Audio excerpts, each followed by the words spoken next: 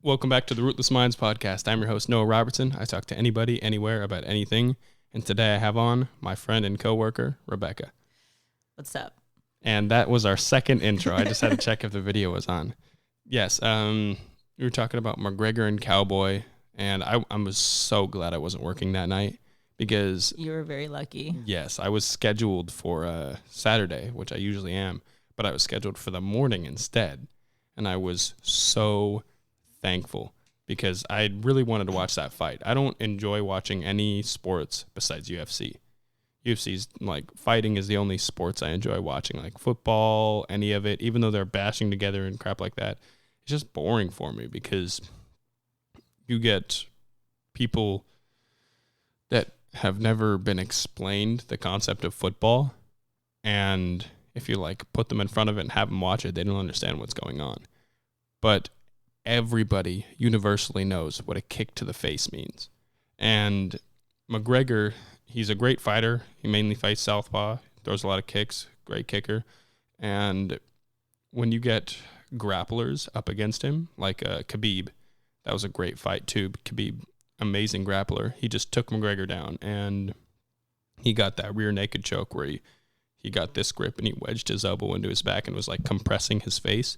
And a lot of people wondered why he tapped out because his hand wasn't around the neck, but it was around the face. But even like we were taught that in jiu-jitsu, that is so much pressure right there. And he was using his forehead to push against the back of McGregor's head. And it just feels like her face is going to explode at that point. And, with McGregor, sometimes you get people that are like strictly grapplers or strictly boxers, and he prefers to fight boxers because that's the way he fights. But with grapplers, he either doesn't allow them to get him down, so he beats them up in that way, or they get him down, and quite often they win, with Khabib. Yeah, they submit him out. Yeah. Like Nate Diaz. Yeah, exactly. Yeah. Exactly. And with Cowboy, he throws amazing kicks, which is why I was awestruck when McGregor threw the kick that hit Cowboy straight in the jaw and knocked him off, and McGregor just went in. It was like a 20 or 40 second fight. It was 40 seconds. They're saying that wow, it was fixed. I'm not sure if It might have been fixed, maybe. Well, going into it, I was like, okay, McGregor came in at 170. Yes. To me, there was going to be two things. One, he was just going to be an animal right out of the cage, or the extra weight was going to slow him down a little bit. Yeah. I don't know. McGregor, he has I think the fastest average knockout time.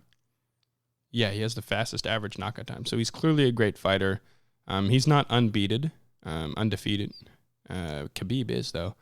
And when you face him against somebody like Cowboy, I was kind of rooting for Cowboy in that sense because, I don't know, I like McGregor, but I just wanted to see Cowboy win, just to see what would happen.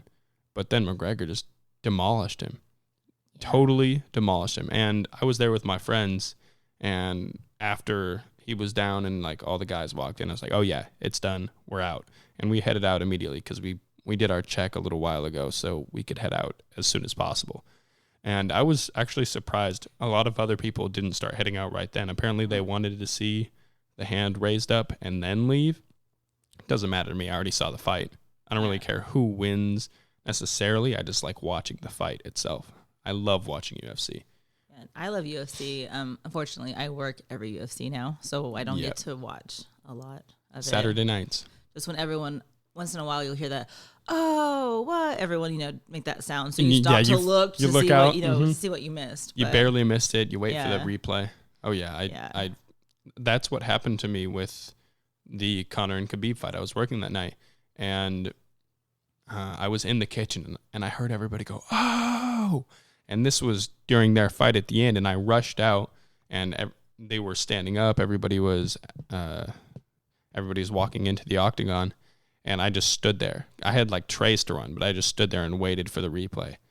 It was a good fight, very good fight. I know. Our GM that night was like, oh, did you see that? I was like, if I did see that, you would have like major concerns that I'm not doing my job. Like, no, I did not see that. But did you know? So Saturday we were super busy. I don't know because if you got to actually see like in the bar on the other side, where a lot of people were standing. Yeah. But we had our highest sales ever that night. Ever? We broke all our records since we've been open at that store. Seriously? Yeah, we were over like 22,000. I didn't get to see everybody standing because I was seated at 112 in the corner, and when I was working the Conor and Khabib fight, there was so many people that the windowsills, they have a little edge on them. It's probably like 3 inches thick. People were ordering food and using that as a table. Mm-hmm. People were standing outside with food. The planters were just full of busy. Everyone just standing. Everything was busy. I remember, I think Vanessa worked that night, and she couldn't even get through the bar. Yeah. She couldn't do it. Yeah, I was there that night too working, and we were yelling at people. Yeah. And they would look at us like we were in their way. It's like, no, this is my house. Like, you need to move. So when Khabib and McGregor fought, I think our sales were like I think they were 18 or 19,000. We were at 20. During the fight or for the whole day? For the whole day. Okay. And for the whole day for this Cowboy and McGregor fight, we were like over 22,000. I was gonna guess 23, over 22,000 in the day. That was our highest. And it's winter too. It's winter. And Erin, when Erin walked in, she had a jacket on and she was working with a jacket. And I was like, did you forget your shirt or something? She said, no, I'm working outside. The patio. Everything was full. And I thought, people are going to be packing in there too in the middle of winter. There's still snow on the sidewalks. Our overflow. McGregor does it because I've had people, I have the same people come in for every UFC fight. And this guy was like, you know what? I'm never coming here again. I'm like, no, it's not every UFC fight we get like this. It's strictly McGregor. Every UFC fight is busy. McGregor is busy, extremely when busy. When McGregor fights, people come in and they just stand. They're standing everywhere. They're standing with this, completely content. Yeah. They're eating wings out of their hand. Yeah, they don't care. It's just he puts on a show. People, especially he came out of retirement. Yeah, it was a year and a half that he's gone. Yeah. So people come out only when he fights. We get that crazy. Yeah, McGregor's mad. I think his backstory was. I know very little about it, but it's something like he hit bottom and he didn't even have like a trainer bringing him up to fight in the UFC like many do. He just Mike Tyson. Mm-hmm. Since he was a very little kid, he was being trained to be the heavyweight champion of the world. And McGregor, he like tried to live a normal life or something like that. Again, I might be getting this wrong, but I'm fairly certain it's something like this. And then he like hit bottom and he's like, screw it, I'm going to do fighting. And then he just skyrocketed. And everybody loves McGregor. Everybody's doing the McGregor walk. And I love him. He is cocky. He backs it up. He loses, but you can't win them all. Like, you know. But I used to live overseas. Okay. I used to live in the Canary Islands for a short bit. And how was that? Amazing. I mean, it was. You have like the desert heat. Yeah. So I spent Christmas Eve swimming in the Atlantic Ocean, and I mean, I love the warmth. It's a party. It's like a vacation. So basically, it's a Spanish territory. Mm-hmm. But a lot of the people who live there are from Ireland, England, Scotland. People from where it's cold, they come there to get warm. So, So all the tourists are from all over Europe. So I was living there for when McGregor fought Nate Diaz. Okay. One of my good friends who lived there as well was from Ireland, from Cork. Ireland. And not even like he's from Cork, like Cork County, where their accent is like the hardest to understand in Ireland. I think in every one of my podcasts, an Irish accent has come up. Tree and tree are like the same word but mean different. Oh, like, three and tree. Yeah, but they say them tree and tree. So you're like tree or tree, like. But so everyone in Ireland, Conor McGregor is their next door neighbor, their brother, their cousin. Like they take it very personal. They love him. They love him. So for the first time he fought Diaz, we went to an Irish pub, and again, I'm like the only American. Mm-hmm. And I despise Nate Diaz. He is a Stockton boy. I'm from Modesto. So they have a reputation there. Like no good. Like rivals. Yeah, like he's not good. So I don't like him. So I'm going for McGregor. Everyone's drunk. It's like 6 a.m. over there when the fight's being shown over here. So I'm sitting around. Everyone's drinking. We're at a table in front of us. There's empty pint glasses all over the table. How many people were there at your table? At my table, probably like 8 all set around. And the table was stacked with pint glasses? Oh, yeah. Pint glasses like everywhere. So I'm sat here. My good Irish friend is sat like at my right, but he sat behind me. Okay. Fight's going on. Diaz gets him in submission. All of a sudden, a bomb goes off at my table. And my Irish friend, who thinks he knows McGregor, gets so mad. He throws his pint glass at the table. The whole thing explodes. Glass goes everywhere. Okay. And all of a sudden, everyone is running at me. And they're like, oh my God, are you okay? You can't. I'm like, I'm fine. What's going on? And then I feel this wetness on my neck. And I like touch my neck. I have blood everywhere. So when you say a bomb, just meaning he threw his pint glass at the table into all the other pint glasses. Oh, when they all shattered. And they all okay. Majority of them all just like shattered and blew it cut up your neck. And it got me. And I had blood everywhere. So that was like my first experience. So I'm like, next time McGregor fights, I do not want to be around any Irish people. I do not want to be in an Irish pub. They take it too personal. Like I am now getting injured myself. That's the home turf. Got to represent. Yeah. So yeah, no. But that was like my only bad experience living on the island. So somehow cuts on the face, they can either like not bleed at all or bleed tremendously. I have a scar over my left eye. It's before I was adopted. I'm pretty sure this is what happened. I do have a lot of false memories, so this might not be true at all. But I was running around playing tag with one of my brothers in the dark, and my other brother and sister, they were like sword fighting with sticks with nails in them. And little me ran by, got hooked right over the eye, and it was just gushing blood. My entire left side of my face was covered in blood. And we were rushed to the hospital. I got stitches. I've got this cool scar that you can't really see it well unless you look. Yeah, looking straight at you, I see it. Yeah, it's there. It kind of gets glossed in the crease a little bit. Like, Yeah, because it blends in with the crease. Yeah. It throws off the crease. But yeah, some face cuts just bleed tremendously. Like my nose, every day at jiu-jitsu, nearly every day at jiu-jitsu, during open sparring at the end, it bleeds. Left nostril just bleeds. I don't know. I might have a disease or something. I might have cancer. I don't even know it. But my left nostril just bleeds. You're probably maybe anemic. I hope not. I'm skinny as is. I don't want to add anemic to that. I mean, you get a lot of nosebleeds when you are. Look into it. That's true. All right. Yeah, I'll check it out with the doctor. Did you hear about? I'm thinking I'm like a couple weeks late, but did you hear about the Gwyneth Paltrow candles? No. Do you know who that is? I know who she is. Yeah, she released a candle line that the scent is her vagina. Shut up. Yeah. What? No. Yes, she released, and they all sold out, all of them, and the scent is her vagina. Now, being a man, would you buy that? Not me, but I know men that would. Yeah, I'm not. But is that a smell you want, like, going through your house? Some of, obviously, like, if you look behind you, I am an avid candle collector. Mm-hmm. There's like 800 behind you. Holy crap, yeah. And see those boxes in the corner? Right there. These ones? Okay. Those all have candles, and I have more downstairs in my bedroom. Have you heard of mandals? What are mandals? They're man candles. They smell like sawdust or like engine oil or stuff like that. See, if they made a mandal that smelled like B12 or VHT, I would totally buy those.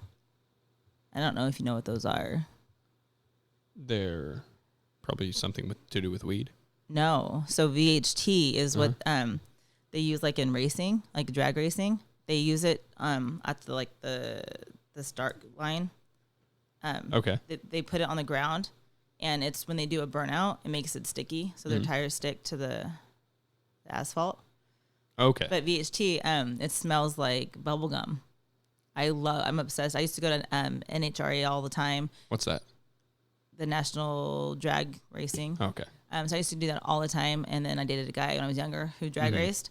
And so every weekend we were at the strip. And so that smell brings up awesome memories, but I also just love the smell because it smells like bubble gum. Mm. But then B12 is carburetor cleaner. For some weird reason, I love the smell of carburetor cleaner. Well, I mean, not to get high a lot of off people, or anything, but just the smell of it is, I don't know why I like it. A lot of people enjoy the smell of like gasoline mixed with water. Like you're walking through a Fred Meyer parking lot and you see some and you smell it and you're like, ooh, I don't know why. Clearly it's not good for me, but it's a nice smell. That's probably one of the Mandels. Yeah. Gasoline mixed with water. Gasoline water. See, and I'm gonna Google that. Mandels, yeah. Check them out. I'm gonna email them and tell them to make one of B12 if they don't have one. I just think it's crazy. I mean, I fully support her. Like, if you want to make vagina, like specifically her vagina scented candles and sell them, go for it. I'm not gonna buy them, but more power to you if you want to get horny guys that are gonna buy that. I wonder what scents they mix together to make it. Like that's what I was thinking. I'm curious. Did they just like? I don't even know how to phrase this, but continuously scrape her dry and try to put those into the candles. I wonder how many they sold. I don't have my computer set up right now, but oh my god, that's pretty freaking gross. That's nasty. I mean, unless you want a Gwyneth Paltrow vagina candle, I wonder if it's shaped like a vagina too. Is it just like a regular candle scent, or is like the top shaped like the vagina and it has the candle coming out? I don't know, but now, so is a guy gonna sit there and make one now of his like scent of his like jizz? Probably. Like, is that a thing? Probably will be. Yeah, you're gonna get some guys that are gonna get together, and they're probably just hers. Probably she probably like got really clean and everything, and then somehow harnessed to the scent of her vagina. But these guys are probably gonna rebel in some way and go run for an hour, do some cardio, like not shower for multiple days, and then make the scent for their dick. Oh God, no, that's just no. And like, have all the different like actresses and stuff. Like, this surprises me. Something that she would do. Like, there's certain ones I'd be like, oh, that's not shocking. Like, if it was Miley Cyrus, I'd be like, oh, that doesn't shock me. Oh, absolutely. Like that. Okay, I get that, but no, that's weird. People are weird. It's a weird age, weird day and age, and it's everything. But it's more weird. And what does it say for us as like the next coming generation?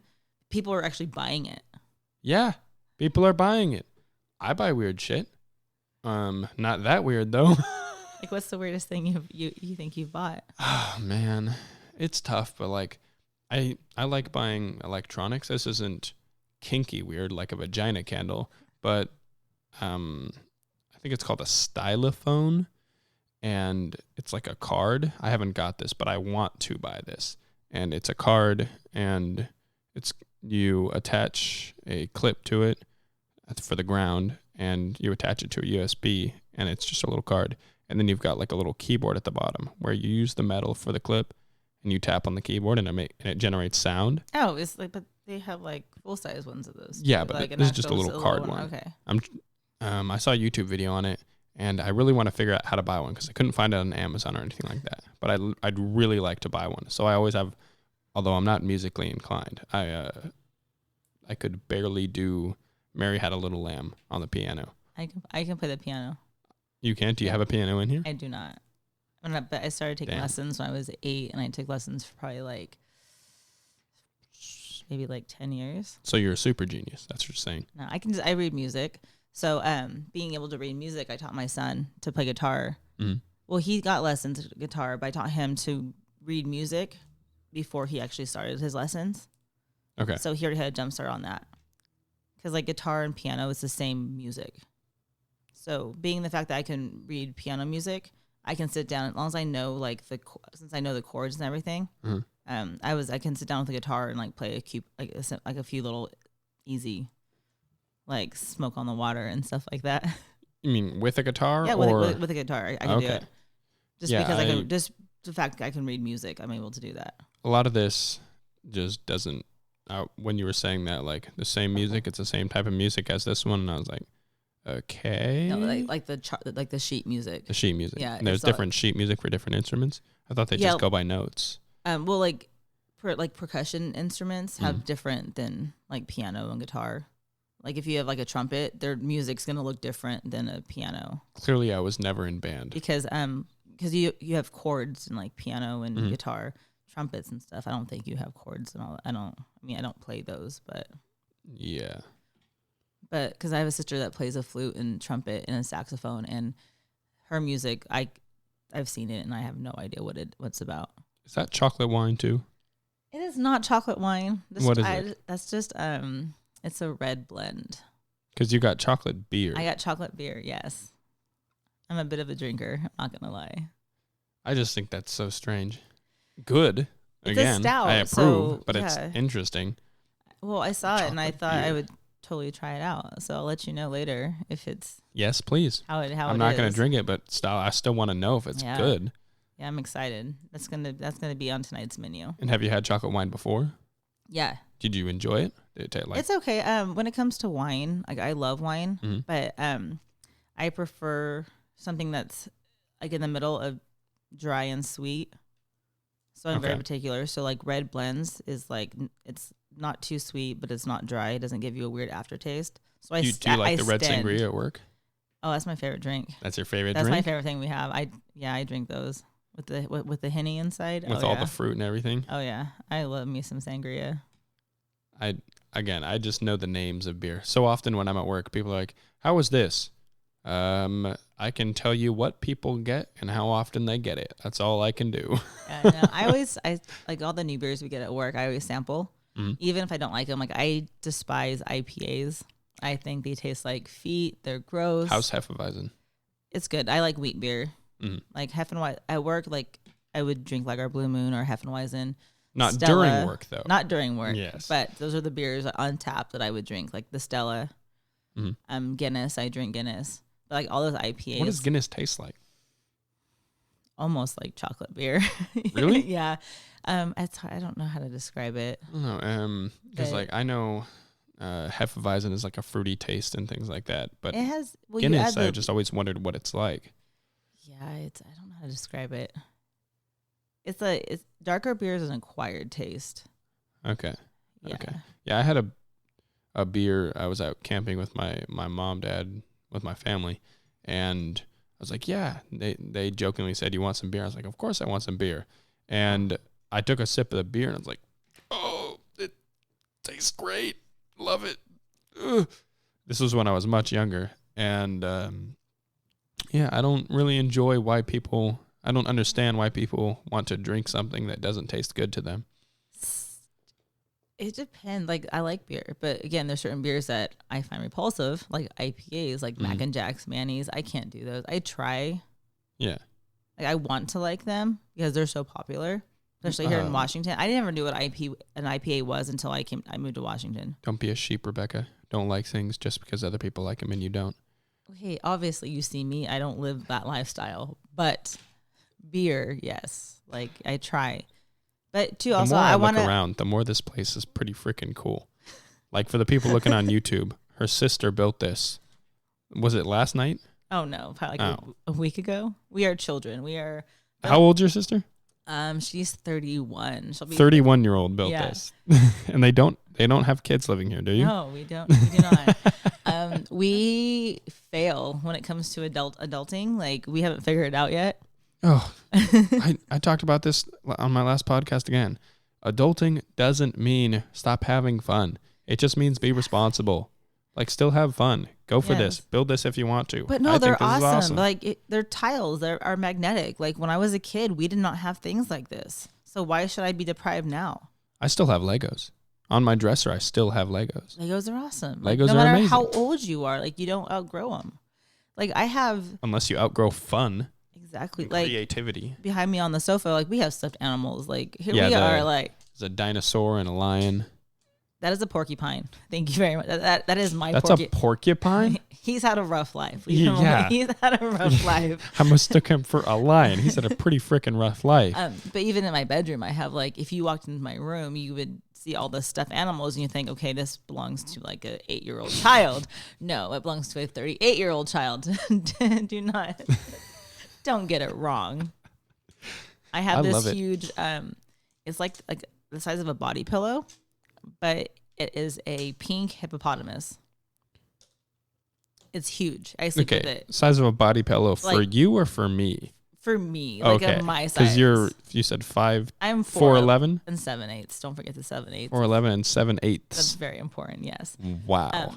But so I have this giant hippo, and he's like my bed partner. Like, but I also name all of my stuffed animals. They have names as well. Like my hippo's name is Alistair. That's a good name. You're so good at naming these animals, right? Like I have the best names. What was the name of your dogs again? My dog's name is Brodix, the little 2-pound Chihuahua. Little 2-pound Chihuahua. The first part of his name, Bro. Yeah. Last name, Dix. Yeah. Brodix. Yes. It's a little 2-pound. It was a dude, though, right? It was a dude, yeah. If it was a girl, that would have made it so much better. Little girl, 2-pound hand Chihuahua named Brodix. Yeah, Brodix was awesome. What about the other ones? They were good names, too. My cats. So Lenati. Lenati. Yeah, after Lenati Racing. Yeah. And then I had Jessel. That's a good name. And Jessel was this huge red cat. Like he was massive, total red, orange. Was he really fluffy too? Oh yeah. I love fluffy cats. Yeah. And I actually got Jessel. I found him in like a dumpster, and he was like maybe like a day or two old. Mm-hmm. So like his weight didn't even register an ounce. Like he was like I brought him up. Did he even have fur at that point? Very barely any. Mm-hmm. His eyes barely open. Like you still had to help him go to the bathroom, and like he was a baby. But so I had Jessel, and then I had the Escadarian. Escadarian, that's the one I liked. Escadarian, yes. See, I'm awesome at naming. You are awesome at naming. Right? These Even names. like my kids have like awesome names. What's your kids' names? So my first one is Hunter. So Hunter was very not common when he was born because he's like 15 now. So when he was about 8. I was like, there's too many people having kids named Hunter now. So I'm like, Hunter, we need to change your name. And he's like, no, Mom, we're not changing my name. And then my youngest, his name is Talon. Talon? Yeah, like eagle's talons. Yeah, his name is Talon. Yeah. Did your husband have any say in the naming, or was it just you and he was like, all right? No, so I named Hunter. Hunter's name was always going to be Hunter. Okay. By the time I was pregnant, Hunter. So he got to pick the middle name. Okay. So what's his middle name? Ray. It was the family name. Hunter Ray. Yes, okay. So he was the first boy. He got the family name. And then Talon, poor Talon, had several names before it was chosen. So his name originally was going to be Carlisle with a K. That's a pretty feminine name. Carlisle? Yes. Okay, so I was a big Twilight fan. Oh boy. And everyone at the time was doing like Isabella, or, all of those names from like Twilight. So I wanted Carlisle. Okay. And that was going to be his name. But then I started thinking, people are lazy. They're going to call him Carl. I'm going to lose my shit. That's true. And then Hunter, so they're like 9 years apart. And Hunter was like, Mom, if you name my little brother Carlisle, I am not calling him that. So like, fine, Hunter, you can name your brother. And he named him Talon. No, he named him Milo. Oh, okay. So he was like Milo for a week. And then their dad was like... When he was born, he was Milo? No. When he was still like cooking. Okay. So he was Milo. But then his dad was like, okay, I can't. He's like, I can't have a kid named after a dog or a cat. I forget which one Milo was. So, all right. So I wanted to name him Gunner. That's a good name. Because I wanted a hunter and a gunner. I'm weird like that. That's good. That's good. They matched. They went together. Yeah. Would have been brothers if you did that. And I wanted a third boy named Shooter, but I was kind of shot down at that idea. Okay, yeah. That one, I shoot that down too. Hey, one of my favorite singers is Shooter Jennings. So it was like, no. So, but then, so when me and my first husband were married, the first, after the year and a half, he was hurt really bad in an accident at work. Okay. So he was off work for 2 years. What did he do for work? He worked at a can manufacturer. Okay. They made like aluminum cans. So his hand got crushed at work. Went through some rollers. It was nasty. Damn. He was off work for 2 years. His hand was completely like rolled out, and like his fingers were 2 inches longer than they were. Yeah, it was bad. Did it heal eventually? Does his hand work now? No. So he had 14 surgeries in 2 years. They cut open his body everywhere to get donor parts. He actually had his hand, part of it amputated. He lost a couple of fingers, 2 of his fingers. So he lost his pointer and his middle finger, but he also lost the long bone. So like they go in, they cut out all this, all that's gone. These 2 fingers were completely like crushed, so they were pinned together. Uh-huh. And the cartilage was like actually cut out of like this finger of his ring pinky finger. and ring finger. Yeah. So, but after time, the ring finger kind of moved over a little bit in the middle of his hand. Uh-huh. But the ring finger and the pinky no longer, they were just there. Like they don't work. Like you couldn't like sit there. When we go grocery shopping, I would like afterwards, I would like load up like all 15 bags. I would hook them on his fingers at once, and they would not move. Like they were just stiff. They were fused together. Okay. So the only thing that worked was his thumb. So he had a little 3-finger claw, but only the thumb moved. He was a Ninja Turtle. Like yeah. So he had like his hand was like these are all he had. Like these 2. He still had the gap here. Yeah, it had the gap. Yeah, but they went in and like they put muscle and stuff on top of it to like kind of like give it padding to protect it. So, but he was off work for 2 years. And so he watched a lot of TV because after surgeries, he had to like just chill and like, recoup. So he started watching, I don't know if you know this show because this was back like in 2005, but when reality TV started taking off on MTV, they had a show called Laguna Beach. It was a reality show about like rich kids in Orange County or whatnot. Well, there's this kid on there named Talon. And Talon, for being a rich kid, he was more like chill and humble and everything. And so he was like, if we ever have another kid, I want to name him Talon. Okay. So now back to 9 years later when we're pregnant and all the other names are getting shot down, he's like, we're going back to my original idea, and his name is Talon. Talon. Yes. So he named Talon, and then I got Talon's middle name. So what do you name his middle name? Thomas, after my grandfather. Talon Thomas, TT? TT. His nickname is TT. Hey, my initials, obviously I'm adopted, and my first name was Noah Jeffrey Gray. And when I got adopted at 10, I decided I wanted to keep my last name and switch it to my second middle name. And I took my adoptive parents' last name. So it's Noah Jeffrey Gray Robertson. And if you put my initials out on a piece of paper, NJGR, and try to say it as a word, you want me to write it out? I'm trying to like picture it in my head. Sure. Some people are already picking up on this. I think if Lane listens to my podcast, I think I've done this to him before. And NJGR, and say it as a word.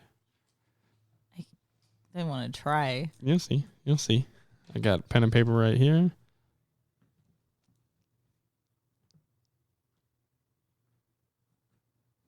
Imagine that's a word and say it. No. How? Yeah. I don't know. I can't even. How would you say that? I'm not going to say it. No, I am not saying that either. Now you picked up on it? No, I am so not saying that. Trying to get me killed. I am not saying that.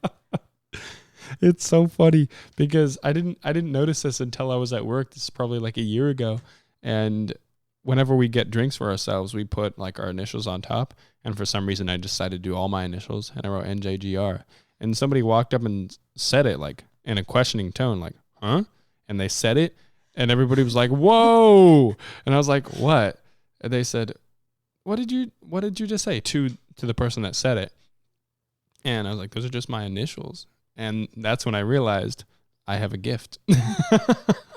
My initials can get people in trouble. Yeah, I wouldn't want to say that out loud. I love it. Yeah. See, Justice, he's given me like an indefinite pass when I'm around him. He's like, oh yeah, absolutely. Especially if we're ever singing his songs together, because I listen to his music. Yeah. Like some of his songs are really good, and some of them have the N-word in it. And he's like, trust me, Noah, you're good. I was like, fuck yeah. So one day at work, so we know Cody. Love yes. Cody. And we all know Cody's last name. Cody's right? last name, Cody Nigg. His last name is Nigg. So, one day we're at work, and there was a regular at the bar rail, and he was sitting there, and then Cody walked up. I was like, Cody, my little Nig, how are you? And this guy looks, and I'm like, oh my God. I'm like, it's his last name. I promise. Like, I'm not. Yeah, I realized Cody like gets so much shit for that. it fits him. Like totally. Cody's white. He is white, but like I don't know why it just fits him. It's so funny. Oh man, I forget the first one. Oh, Cole. He was the first one to say it, and he walked up and he said, "My nig." Yeah. No. See, now I've had 3. I'm playing with the magnets right now. That's what that sound is. I've had 3 last names. Oh yeah. For the Yeah. yeah. You know, Your start and the marriage and the marriage. Yeah, I've been married. So I've decided whenever I get tired of my last name, I'll just get remarried and I can get a new name. I'm like always That's like true. changing, you know, gotta keep it fresh. Did you know you can legally be your own father or mother if you go through like marrying, a very long, elaborate system of marrying, divorcing, and adopting? That is just weird and creepy. That's very weird. That's the law so can weird. say you're your own father or you're your own mother. That's like beyond some incest stuff. That's like Yes. way like. Well, But why would you want to? well, I don't know. I have no idea. Because you could only do that if you're like 18, so you're old enough to get married and all this stuff. So, I don't know. Just to say you could. Because if you try to do that as a kid, if you were somehow allowed to do that as a kid, you could then legally be your own guardian, like at 4. No. And the law couldn't argue because the law is the one that made you that way. The law is weird. There's a lot of weird laws, like the weed law. Like, we talked about this, how you don't like smoking because you don't want that in your lungs. And Yeah. all I want in my lungs is oxygen. That's Yeah. it. Yeah, so I don't smoke, but I'm still a pothead. Yeah, you still eat. You've got I eat it. Rice Krispie treats over there full of weed. Yeah, they're Fruity Pebbles mixed with strawberry Rice Krispies with extra marshmallows full of weed. So And much. You said you took some last night and passed out. I did. I took a little bit. I knew I had to get up early today. So I took some about 8 o'clock and a little bit. And within like 30 minutes, my whole face went numb and tingly. And yeah, I was just out. I passed out about 10. And then I woke up at 12:30, wide awake. Yeah, Still a little high. My bedtime's 3 o'clock. My bedtime's about 6 in the morning. Damn. Because I'm a closer at work like pretty much every night. Yeah. So I'm at work till 2:30. And I get home and I have to relax and wind down. But I have trouble sleeping. And when you get to my age, sleeping is not. And weed definitely easy. helps with that. Yeah. And so that's why I do the edible, is just because I want to sleep. Yeah. Yeah. Yeah. Joe Rogan's, I think this was one of his bits. He said, for those of you having trouble sleeping, take an edible and masturbate. And then try to stay awake because you won't. Yeah, You'll be out. Actually, that sounds like a nightly thing for me. That's your routine? That's my routine. Most people yes. wind down, maybe like read a book or just No. like put on a podcast, put on some ASMR.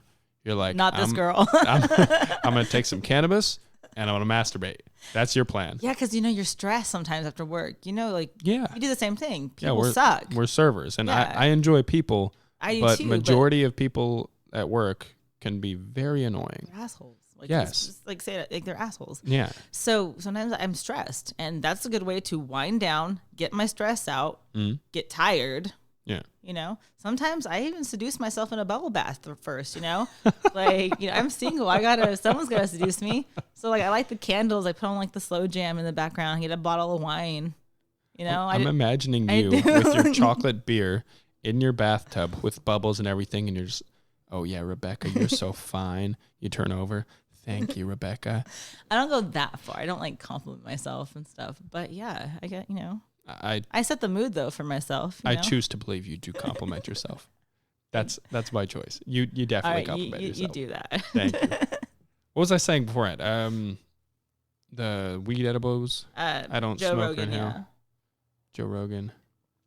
About how he like talks about like winding down and yeah. So that's all I remember. Yeah, because you've got the weed in your body right now. Yeah, I do. I still do because I couldn't go to sleep after I woke up at my. You said you my went nap. to back to bed at 7:30, right? Yeah, a.m. Yeah, because at about 3 o'clock, I'm like, I need to go back to sleep. So I tried a little bit more edible to help me go back to sleep, but it did not kick in till like 7:30, and then Do you get paranoid? Because some people they say edibles get them paranoid and stuff like that. I don't, because mine I make are pretty strong. Mm-hmm. So I'm not usually if I take a bigger piece, like I'm just out about 30 minutes after having one. It takes about 45 minutes to an hour to actually to kick in. So about 30 minutes in, I'll get my snacks ready. Okay. I'll get my beverages ready. Mm-hmm. Do all my final stuff, get into bed. Because when it hits 45 minutes to an hour, my arms will all of a sudden be 100 pounds. You just done. I'm just done. I can't move my body. My face gets all tingly and stuff. So, and the eyes just kind of. Yep. Yeah, and you can't help it. And I'm usually out. It's so hard for me to fight the urge to sleep because I've been going to bed at 3:00 every night for a very long time now.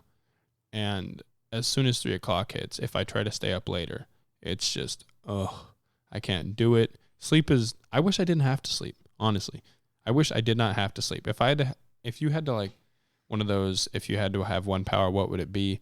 And if that power had to be something simple, attainable physically, it'd be not to have to sleep. I don't like sleeping. I don't like wasting at least 7 hours of my day sleeping. I love sleeping. If I had the power to do that, to get rid of something, mm-hmm. I would have power not to go pee. Not to go pee? Because I'm constantly having to go pee, especially at work. We get busy. For 4 hours, I'll have to pee. Mm-hmm. If I didn't have that urge ever. Do you know why that is? Because some women have small bladders. I'm pretty sure my mom has a fairly small bladder. She's always going to the bathroom. But you know what the squatty potty is? The squatty potty? Squatty potty. No. Well, the way we're designed, the way our rectum is shaped, when we squat, that straightens it out. So then when we poop, all that goes out. And the same with the women's bladder. When you fully squat, that makes it so you can release all the urine. But if you're sitting on a toilet, it's not the right position, so you're only releasing most of it, but there's still some in there, so you refill up faster. And Gotcha. that's why a lot of women are always going to the bathroom. Or some just have small bladders or whatever. I don't always go to the bathroom. So when we're working, I don't get the chance to go to the bathroom. Yeah. So 4 or 5 hours in, I'm now doing the dance. Yeah, I always make sure to go to pee first. Always go pee first. Because quite often an hour hits and you have no chance to do anything. Yeah, that's daily for me. Yeah, I see so many servers on their phone, when they get the chance, and I never even have the chance to check my phone. I mean, maybe everybody else is just better at handling all their stuff than me, but I never get that chance. I'm always busy, unless it's a Wednesday. Wednesdays are so slow. I know, and I've become the new Wednesday closer apparently. So that's fun. Yeah, so I get to go in tomorrow. And do you have AirPods? No. Oh yeah, you have a Samsung phone. That's right. Hey, give me a high five. Heck yeah. Android baby.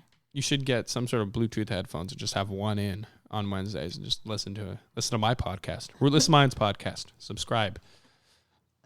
I have to check them out. Check out my podcast? Well, I'll check that out, obviously. You better. You're on it. I know. I know, but the whole AirPod thing.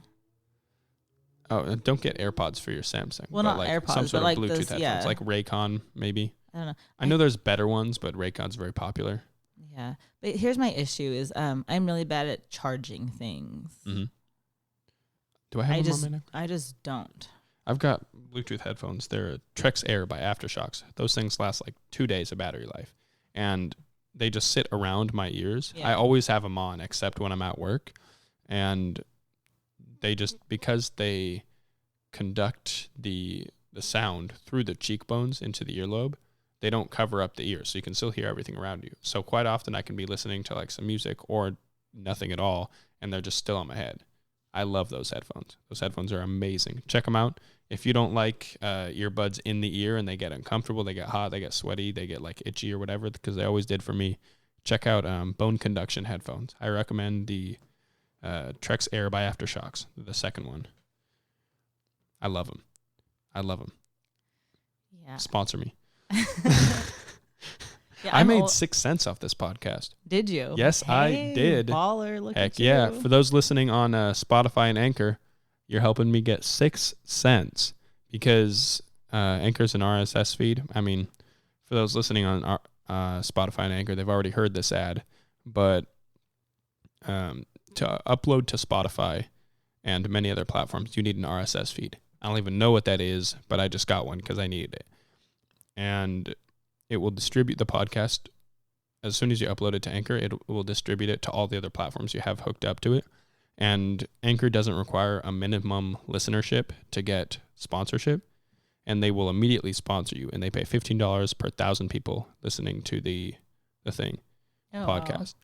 And so I've made 6 cents. Oh, look at that. It's pretty good. Pretty good. You got to start somewhere. Starting with 6 cents. Hey. Heck yeah. I'm still pretty far away from breaking even with this podcast, but I'll get there eventually. I can't wait. Honestly, I just can't wait to break even, because then that means like this paid for itself and I didn't technically lose any money in the long run. And now I'm just doing this for fun and hopefully making money after that. That'd be cool. Because right now I'm earning up money so that I can pay off everything I bought.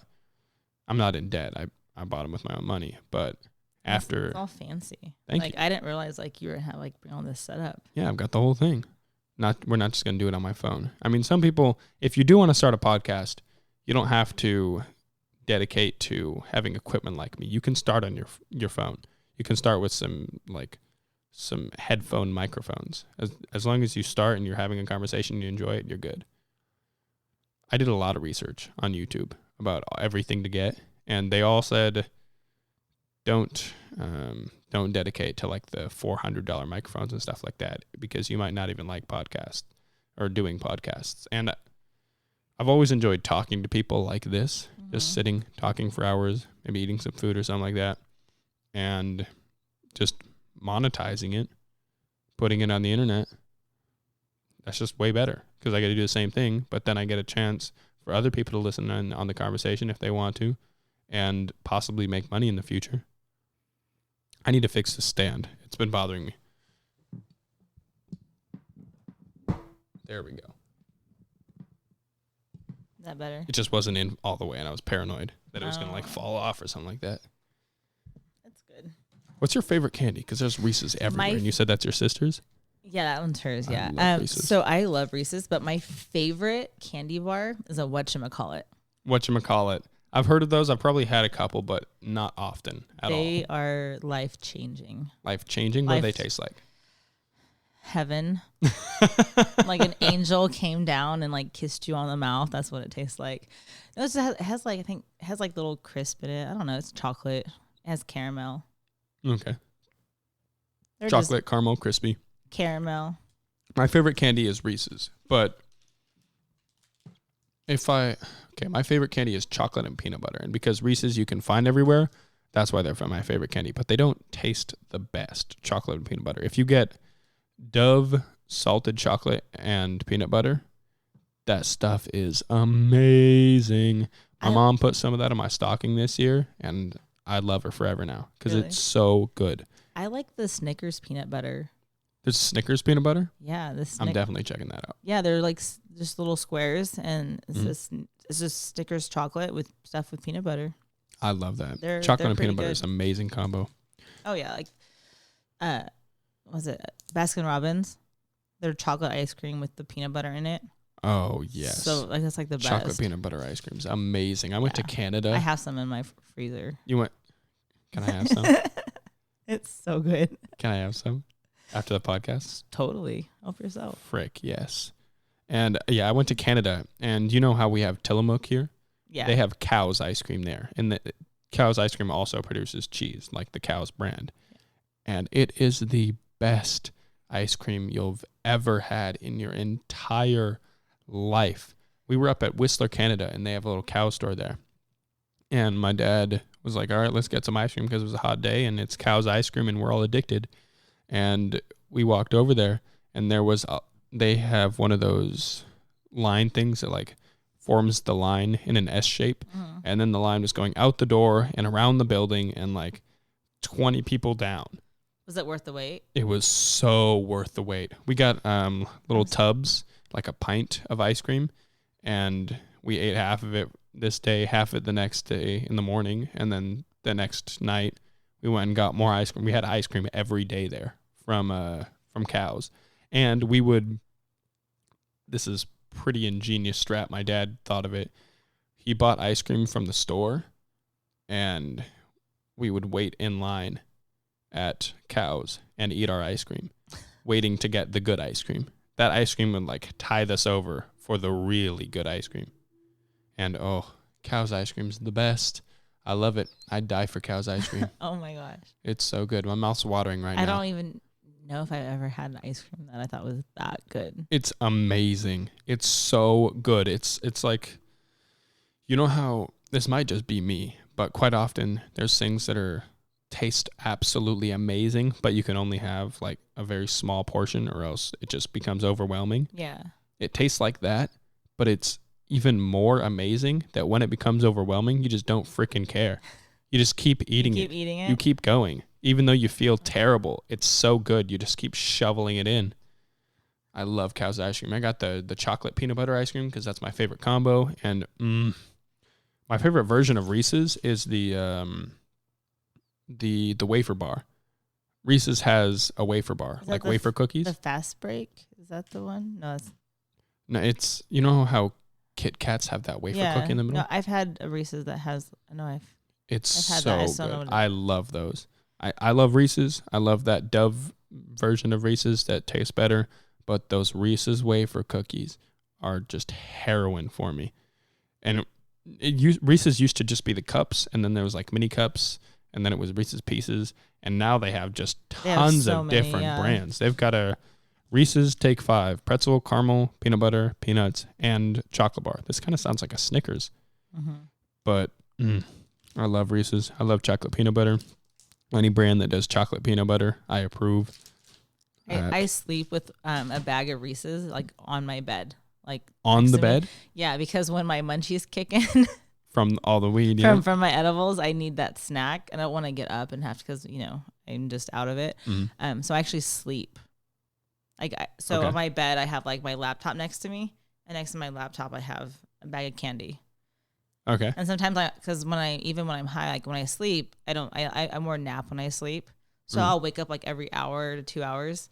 And when I wake up, like I have the munchies, I have dry mouth. So again, I'm half asleep, half awake, just reaching for my candy, eating it. So I wake up in the morning time and I have like literally like wrappers. That's really bad for you. It tastes great, but it's really bad for you. I totally know. But you know what? You live once. I'm here for a good time. Here for a good time, not a long time. Exactly. I'm here for, whenever people say that, here for a good time, not a long time, I'm here for a good time and a long time.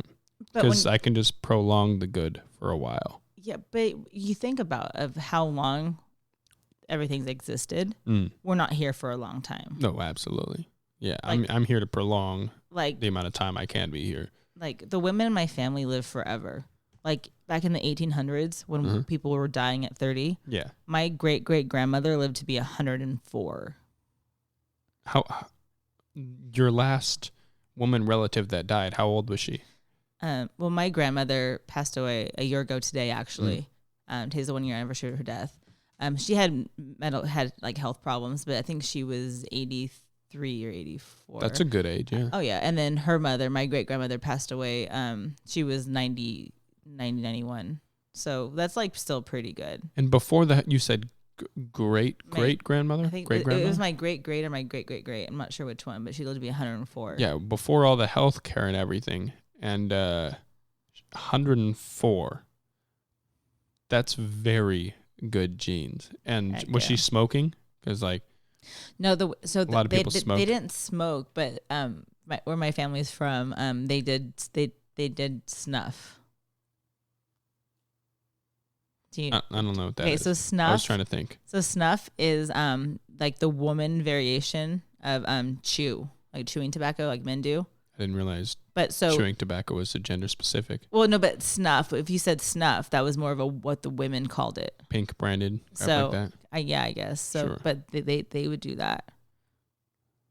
And does chewing tobacco even taste good? Oh God, I would. Do you get some sort of high off of it? Anything like that? You get the nicotine. I think. Oh, the nicotine. I think you still get right. that. Yeah. But like my one of my uncles used to he chewed. Yeah. But he actually got cancer because of it and had to have half of his like tongue and his throat like removed. And that was the side he was always chewing on. Yeah, because it does no. Yeah, see, his argument was probably here for a good time, not a long time. But I'd rather do something else that's good for me, like jiu-jitsu. I enjoy that. Working out, I enjoy that. Eating tasty food that's still healthy, I enjoy that. Having a Reese's every once in a while, not necessarily good for me, but dang, it tastes great. Right. Yeah, no, so I hope to live to 100. So I have this thing. So people that know me, I've never smoked weed. I've never done any drug other than edible. And I just started doing that a little over a year ago. But my goal in life is to live to be 100. And on my 100th birthday, I want every drug possible lined up in front of me. And I will not live to see 101 day old. Like, I'm just going to go out. You're going to go. I'm going to do all the things they told me not to do. Start with DMT and do it all in a float tank. I'm just going to do everything and just live to be 100. Why not? Why not do that line, on your 100th birthday? When you're that old, your entire life consists of sitting there watching a TV or something like that. Right? I'm going to bust out some Molly 100. Can you imagine? Okay. Can you imagine when you're 100 years old and just You're going to have needles sticking out of your arm too? I don't know if I'm going to do it. I don't like the idea of needles, so probably not. I won't do that. That's a little Okay. Because you said every drug, and I was like, yeah, no, probably not. Yeah, I don't. No needles. Have a strap on your arm and crap all over your nose, blunt in the mouth. Right. We're just going to do it all. Why not? Are you gonna do one then the next? Are you gonna do DMT? Wait a little bit, get the effect, enjoy that, and then we'll on? Yeah. When the effect starts to wear off, we'll just start going down the line. Yeah, honestly, watch the Joe Rogan podcast. He talks about all the drugs he does, and you can figure out which order you want to do it as. Do a strategic order. I honestly think start with DMT because that's extremely psychoactive. Then take an edible because I learned this again from the Joe Rogan podcast. He repeats it constantly. When it's ingested in the liver, it produces a chemical called 11-hydroxy metabolate. And it's 5 times more psychoactive than something that's super psychoactive. I don't know what that is. But plan it out. And then the last one's just going to be super hardcore drugs. That's just going to flip the switch and you're going to be out. Yeah. And hopefully never wake up again. Because I think if you live to be 100, that's a good life. You lived a good life. You lived a long life. Hopefully you lived a good life. Yeah, you lived a century. That's good. That's a long. Because I used to want to be I want to live forever. I don't want to death was terrifying. But then when you think about it, what happens if you outlive everybody? Or what happens if you're 90 years old but you don't know who you are? My biggest fear in life is Alzheimer's. That's my biggest fear. I've had relatives pass away from it. But because you spend your whole life working for these memories you have. You have, that's the only thing you have in life. That's your memories. Who you are. Yeah. But all of a sudden you wake up one day and they're gone.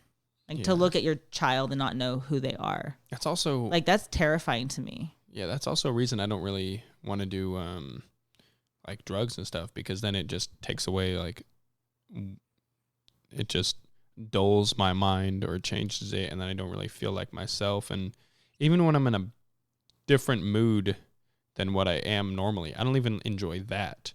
I really I like what I am. I like what my mind is right now. I like that. In this, I don't even know how to explain it properly. It's just where I am. I enjoy that. I enjoy improving and learning and all that stuff, but I don't want to forget things I do or get hammered and then the next morning not remember what happened at all. That was me a week ago. Yeah, your birthday. My birthday, yeah. 5 days later, when I finally went back to work, people had to fill me in on what you did, on what happened, what I did. Because at one point, I have no memory. I just woke up at 4 a.m. on my bedroom floor, fully dressed, not knowing how I got there. No memory at all. Okay. I was just, and that's never happened before. It was bad. Yeah, that doesn't appeal to me. It's not fun. It wasn't my best moment. But but still I had fun on my birthday. So, and when I'm not like that normally when I go out, but it's your birthday, everyone's buying you shots and drinks. If I was with my friends, so I was safe. I was in a safe place, and I knew they'd get me home safe. Good. So, yeah, I don't enjoy that not remembering what happened. When I turned 18, I got not like the day of, but sometime after I turned 18, I got a circumcision. And I lived 18 years without being uncircumcised, and I did not enjoy it. Okay, can I ask why? Why did you get why circumcised? I got a circumcision? Yeah, after so long. I'll gladly say this. A lot of people are like all for it. A lot of people, more people, as time goes by, are being against it. But first of all, this isn't the most important point. I'll list many more. It was uncomfortable, like physically and mentally, because many girls like openly say they don't want that. They just think it's weird. And it's called a hoodie, like the amount of skin that's off the end. No, I know. I asked this because I'm still legally married, and I'm married to an Englishman who is not circumcised. Yeah. So that's why I asked, because growing up in America, here majority of men are. Yes. So when I got with him, I never even seen what one looked like. Yeah. So before I went and met him, because obviously he was in a different country, we went online.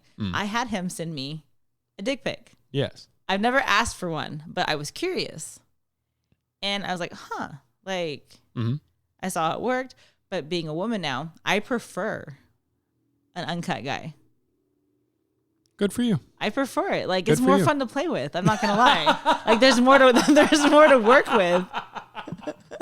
It's more fun to play with. So, like, I'm not gonna lie. But no, I'm imagining you laying there next to him, and you're just like flicking it around. I mean, when be like, yeah, I'm not gonna say I haven't done that before. Trying to make a balloon animal out of it. Like, but like, you can like move it and like do things. So, but no, I have friends that are like that when they know that I say, oh, my guy, isn't, he's not cut. Yeah. They're like, their first response is, I'm like, well, first of all, don't ew it, because if you haven't seen it or haven't tried it, don't knock the guy down. Don't knock it. But the reason I wanted to see it before I actually went and met him in person was because to see if you had an issue with it, right? See if I have an issue with it, and also, like, if I didn't know what it looked like, so if it was weird and if I was gonna laugh, I didn't want to laugh in front of him. Makes sense. Makes sense. Get it out of the way now. Exactly. But no, I'm into it. Like, yeah, there's a good number of girls. Like, most women don't care. They're just like, it's just how you are. Honestly, that is the natural way. And some women really are fully against it. Some women prefer it, like you, which is a much smaller number. Yeah. But it was uncomfortable physically and mentally. Like, not being like in guys' locker room and everything, not being the same as everybody else. Yeah. You're like, what?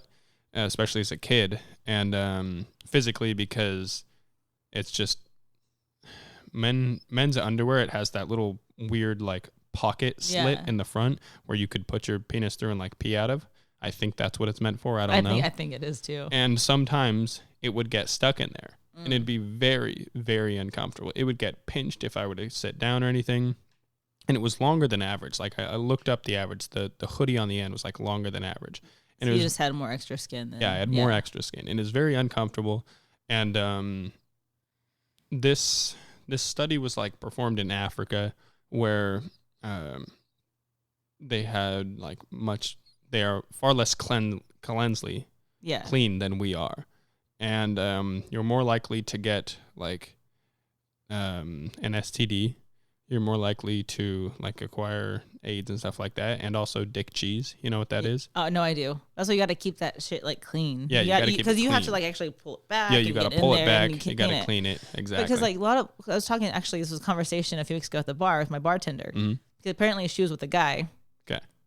She had sex with this guy one time and did not realize that he was not cut. Uh-huh. And she didn't know. She's like, I couldn't tell. Because the thing is, like, when a guy is fully erect, you can't. It looks the same. When you're erect, it's back. It looks the same. You can't. So the only time except that the you scar. Yeah. The scar line. So the only time that you can actually tell if a guy is not is when it's soft. Flaccid, yeah. Yeah. So it doesn't bother me. I'm cool with it either way. Yeah, dick cheese is definitely annoying. For those of you that are, well, actually, for all guys in general, please clean your dicks. But when being from a woman's perspective, yes, please clean it, because from everybody's perspective, like for yourself, for others, for everybody, clean your dick, okay? Because being uncircumcised, I had to clean it like at least absolute minimum once a day, or else I'd get dick cheese. Yeah. And that's gross, honestly. Yeah, no one, that's not gross. Not even from like an outsider's point of view looking in, and you think it's gross. From my point of view, having it myself was gross. Yeah. So I didn't enjoy that at all. And when I went into the urologist, which is like the dick doctor, he in the waiting room, it was a bunch of old men. There was a bunch of old men in there because they were all starting to like get infections, and it was growing improperly. This like it fusing together in some weird ways doesn't happen often, but sometimes it does. And they were starting to get infections, and it was starting to become really hard to handle. And we're in a first world country. We're in America, and it's very easy to keep yourself clean where we live, but in other places it isn't. And also, just not having that worry of I have to clean it at least once a day. Like not like if I go backpacking and for like a weekend, I'm not going to be able to like wash myself because I'm right next to a freezing lake and I don't want to jump in that. You can get like wipes. Take some wipes with you. That's true. And get up in there. That's true, but not having that worry is very good on the mind. It's easy on the mind because like I don't have to worry about it. It's not bothering me. And how was it like? Because I mean, I have two boys. Say it. They were both circumcised, but they were like hours old. Yeah. So they have no memory. But like being 18, like how was it? Was it like traumatic? Was like I'm assuming it was like painful as hell. Well, I was put out. And again, this is why I got onto this topic, because there's a few hours of my life that are just gone because I was put under gas. Yeah. And I hate that feeling. Cause like I was completely helpless in that time. I don't remember what that time. I see the result of what happened during that time. Yeah. But it's just gone, and I don't enjoy that part. But I went to the urologist. He inspected me, like I had to pee in a cup and everything to make sure everything was clean and cleanliness. Yeah. Cleanly. Yeah. Weird word, and again, it's uncomfortable by the fact if it can just get like randomly itchy on the inside, and you don't even have like a disease or anything. It just can get itchy, and it's really annoying. And I went to the doctor. He inspected me. We waited a little while. I went back. He checked me again, make sure everything is completely normal. And then when I went in for the surgery, I got all changed up in the surgery gown thing. And my mom was waiting in the waiting room. I think that it took like an hour or 2 hours. And it's crazy. I wonder if they do it the same way, like they do for babies. I don't know the exact process. It takes like minutes for babies. They like, I think this is what I've heard. I didn't look this up, but they like put something in the foreskin and they like cut around it and then they sew it up. Yeah. Well, with my son, they have like a little instrument. It's like a little bell, and they put it over it. And they took like a little scalpel and go around it and just cut whatever extra. But I don't know. I mean, obviously, an 18-year-old is going to be a lot larger than a 1 hour old. And so I don't know if they are going to do it obviously the same way or not. Most likely a different way, maybe kind of the same, but adjusted for an older person with different penis. And afterwards, I woke up on the bed, and a nurse said, "Hey, can you move over to this chair, please?" And I was like, okay. And still high on the gases. I moved over to the chair, and then she was doing some things, and I said, "Can I go back to sleep?" "Sure." And I went back to sleep, and when I woke up, I think it was the doctor trying to talk to me, and he explained everything, like, you can't take a shower for the day because you've got all the bandages on. Wait a day, he might have said 2, before you take a shower and take the bandages off. And then when I went home, I was definitely limping. And I thought because you're just cutting some skin off the tip of the dick, it wouldn't be that bad. But it was very painful to walk. I had to waddle around. And I was going to work like the day after or 2 days after because I didn't think it was going to be hard. And then before I went to work, I called in and I said, "Hey, can I wear like black sweatpants, please?" And they said, "No, we've got to wear pants. And I explained why. And they're like, yeah, you can wear sweatpants. No. And when I went in, were you working at Buffalo at the time? Yeah. Okay. Yeah, I was working at Buffalo at the time. I was working hospitality, takeout. And I told the other person with me, I was like, I'm going to stand here the whole time. You're going to have to do all the running to the back. Because if you rely on me, everything's going to go to shit. Because I will slowly waddle over there. And even just standing there, like my body was like, this sucks. And I got a really bad headache, and I got dehydrated even though I was drinking a lot of water. And I just felt terrible. So then when I eventually went home, I called out of like the next week and had somebody else cover it for me. Very thankful. I think Erin took majority of my shifts, girl Erin, and I was very thankful for that. And my dad has always been very helpful guy. Very thankful for my dad. And as awkward as it was, he had to help me remove the bandages. We had to like put a bunch of Neosporin on the bandage because it was like stuck to my dick via blood. And we had to put a bunch of Neosporin on it to loosen it all up, and then wait a while, and then like slowly peel it off, put some more Neosporin, and just do that until the bandage was unwrapped from my dick. And it was gnarly. Oh my gosh, there was blood all around the edge, and there was stitches sticking out everywhere, and it was prickly, and I had to take a knife, little scissors, and like cut off the end of the this not my skin, but the end of the stitches, because they would like poke me, and they're really prickly, and it was very uncomfortable. But I was happy I got it, because there was so many reasons why I wanted it gone. But you got a new penis almost. Pretty much. Yeah, I've still got the scar. My scar is far more prominent than people who were circumcised as a baby. Like, it's very noticeable, my scar. And when I walked into school, I had a doctor's note that I went to the office, and I was like, I'm probably going to be at least a few minutes late for each class, because I'm going to be waddling to each class. And they understood, like, okay.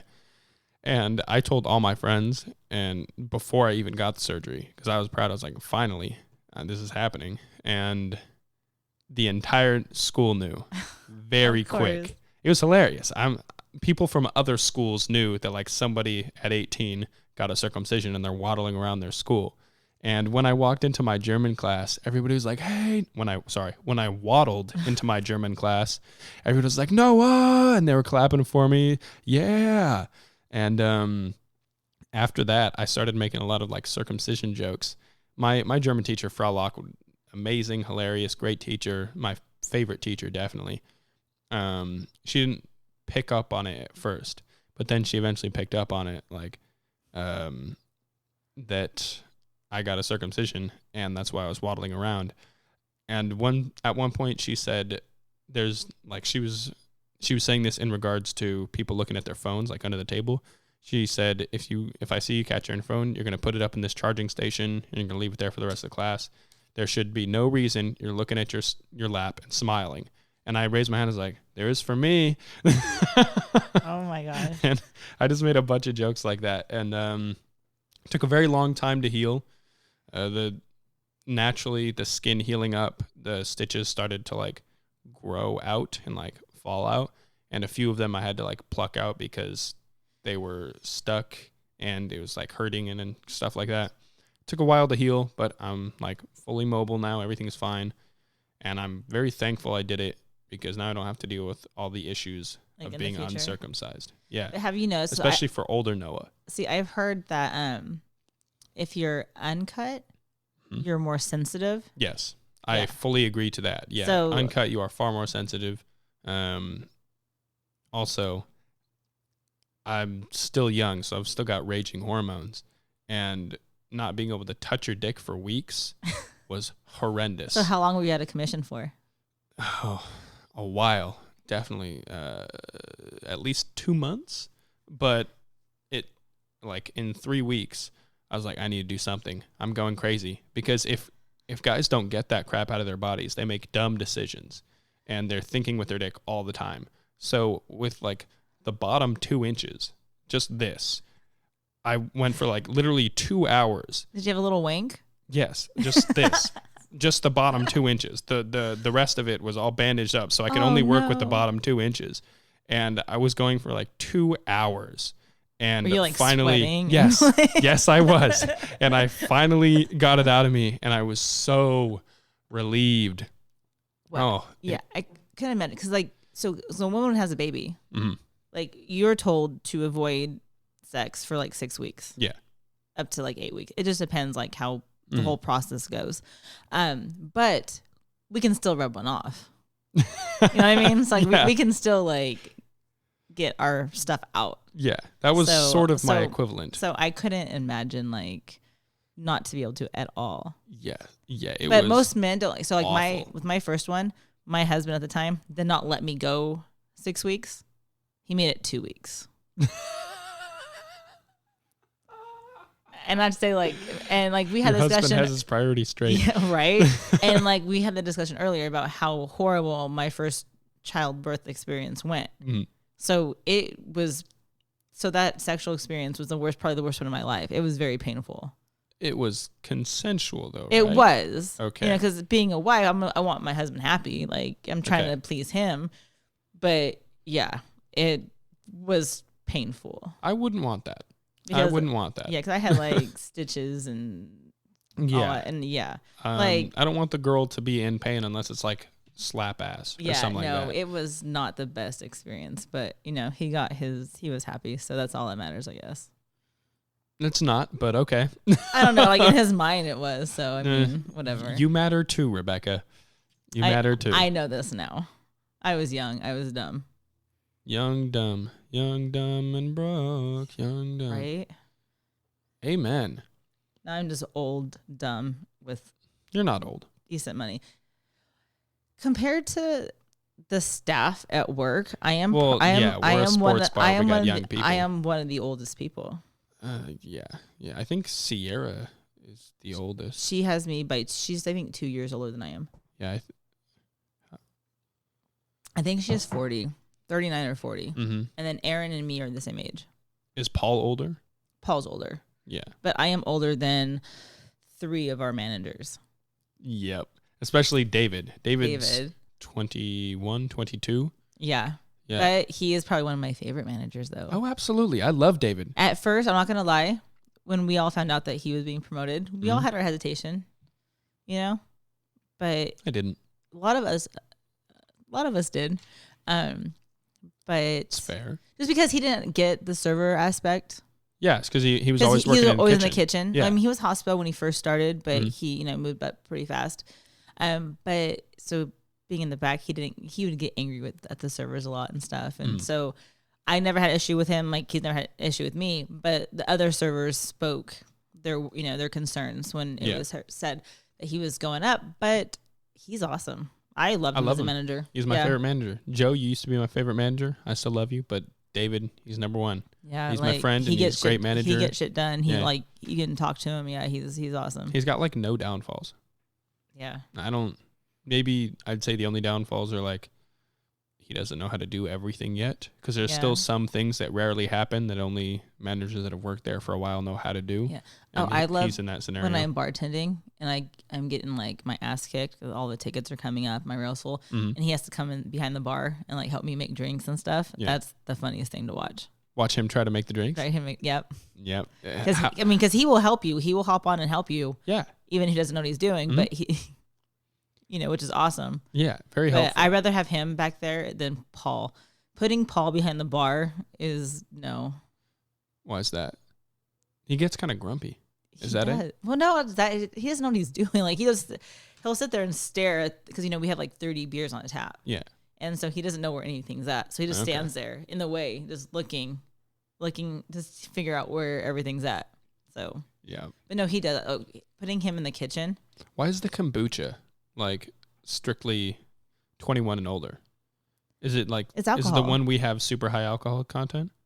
Well, it has alcohol, so you have to be 21 to have alcohol. Well, you can still buy kombucha at stores with that has low alcohol in it. Well, because even you have to be 21 to buy O'Doul's. What's that? Non-alcoholic beer. That doesn't make sense. Because there's still alcohol in it. There's like 0.05%. Like it's non-alcoholic. You don't have to be 21 to buy cough syrup. I know, but you have to. Well, some medicine you do. Yeah, of course. Because I got carded. They needed my ID to buy. I forgot what I was buying, but I think I was buying some type of like, it wasn't Benadryl, but it was an allergy medicine. Okay. And they carded me.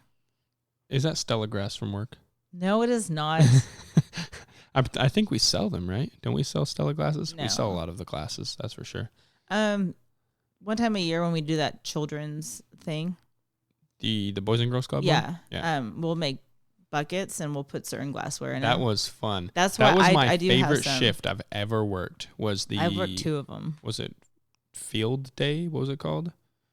Whatever the heck we called it. It was so much fun because I was working hospitality and it was a Wednesday, so not many people were coming in. So we were all just dicking around majority of the time. Yeah. There's free food outside. Yeah. Free food outside.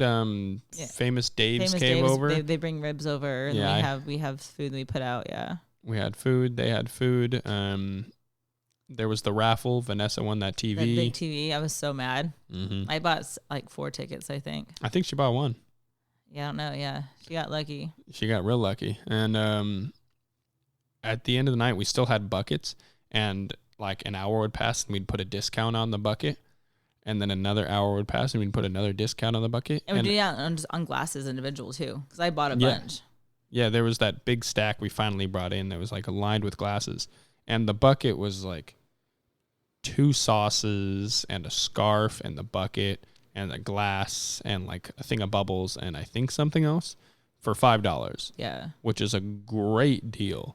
And I definitely took up that offer when it hit $5. And then an hour later, they brought it to $1 for a bucket. And they had all sold out by then. And I was like, damn it. It was still good, though. Had a blast. I bought a Cody, bunch of... Justice, and I, we were all hospitality at the moment. And we, like, tied scarves around our head and around our leg, on our arm. We had that lost and found bucket. And I was wearing sunglasses on top of the sunglasses backwards, sunglasses hooked over each of my ear, sunglasses hooked on my shirt, sunglasses hooked on my belt loops. Oh my gosh. I had sunglasses everywhere. We were all just having fun. We have too much fun at work sometimes, though. We get away with a lot. Yeah, I love it, how it's so unprofessional. Yeah, but that's why I work call Paul where sexy. I work. I refer to Paul as, hey, sexy. Okay, so my main manager. I flip off our managers. Usually my middle finger say, fuck you, and I flip off our managers.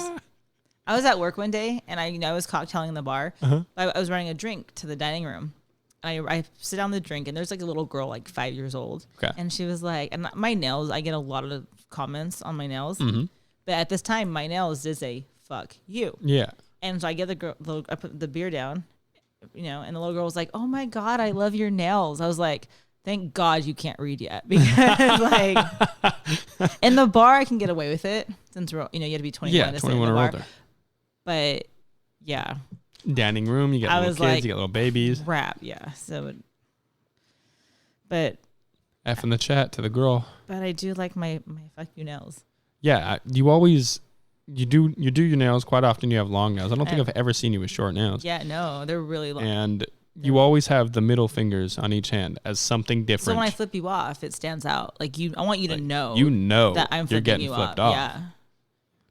Yeah. I don't like you. Yeah, and they're usually like different, but also like sparkle or glittery. Yeah, or sparkling glittery. Say something on them. At one point, didn't you just have an F and a U? No, it said "fuck you." Oh, like it actually says it. But instead of the U on fuck, I put like a little like a gemstone on it or something. Oh. So it doesn't really say it, but censored. A few months ago, they said "get fucked," FUCT. Okay. I had that. So yeah. My wrestling coach, Coach Brooklyn, for anybody listening that knows Brooklyn O'Bregan, good on you, great man. He had tattoos everywhere, and he was missing one of his ears. He like very, very muscular. He was a hard ass, but like a super sweet guy at the same time.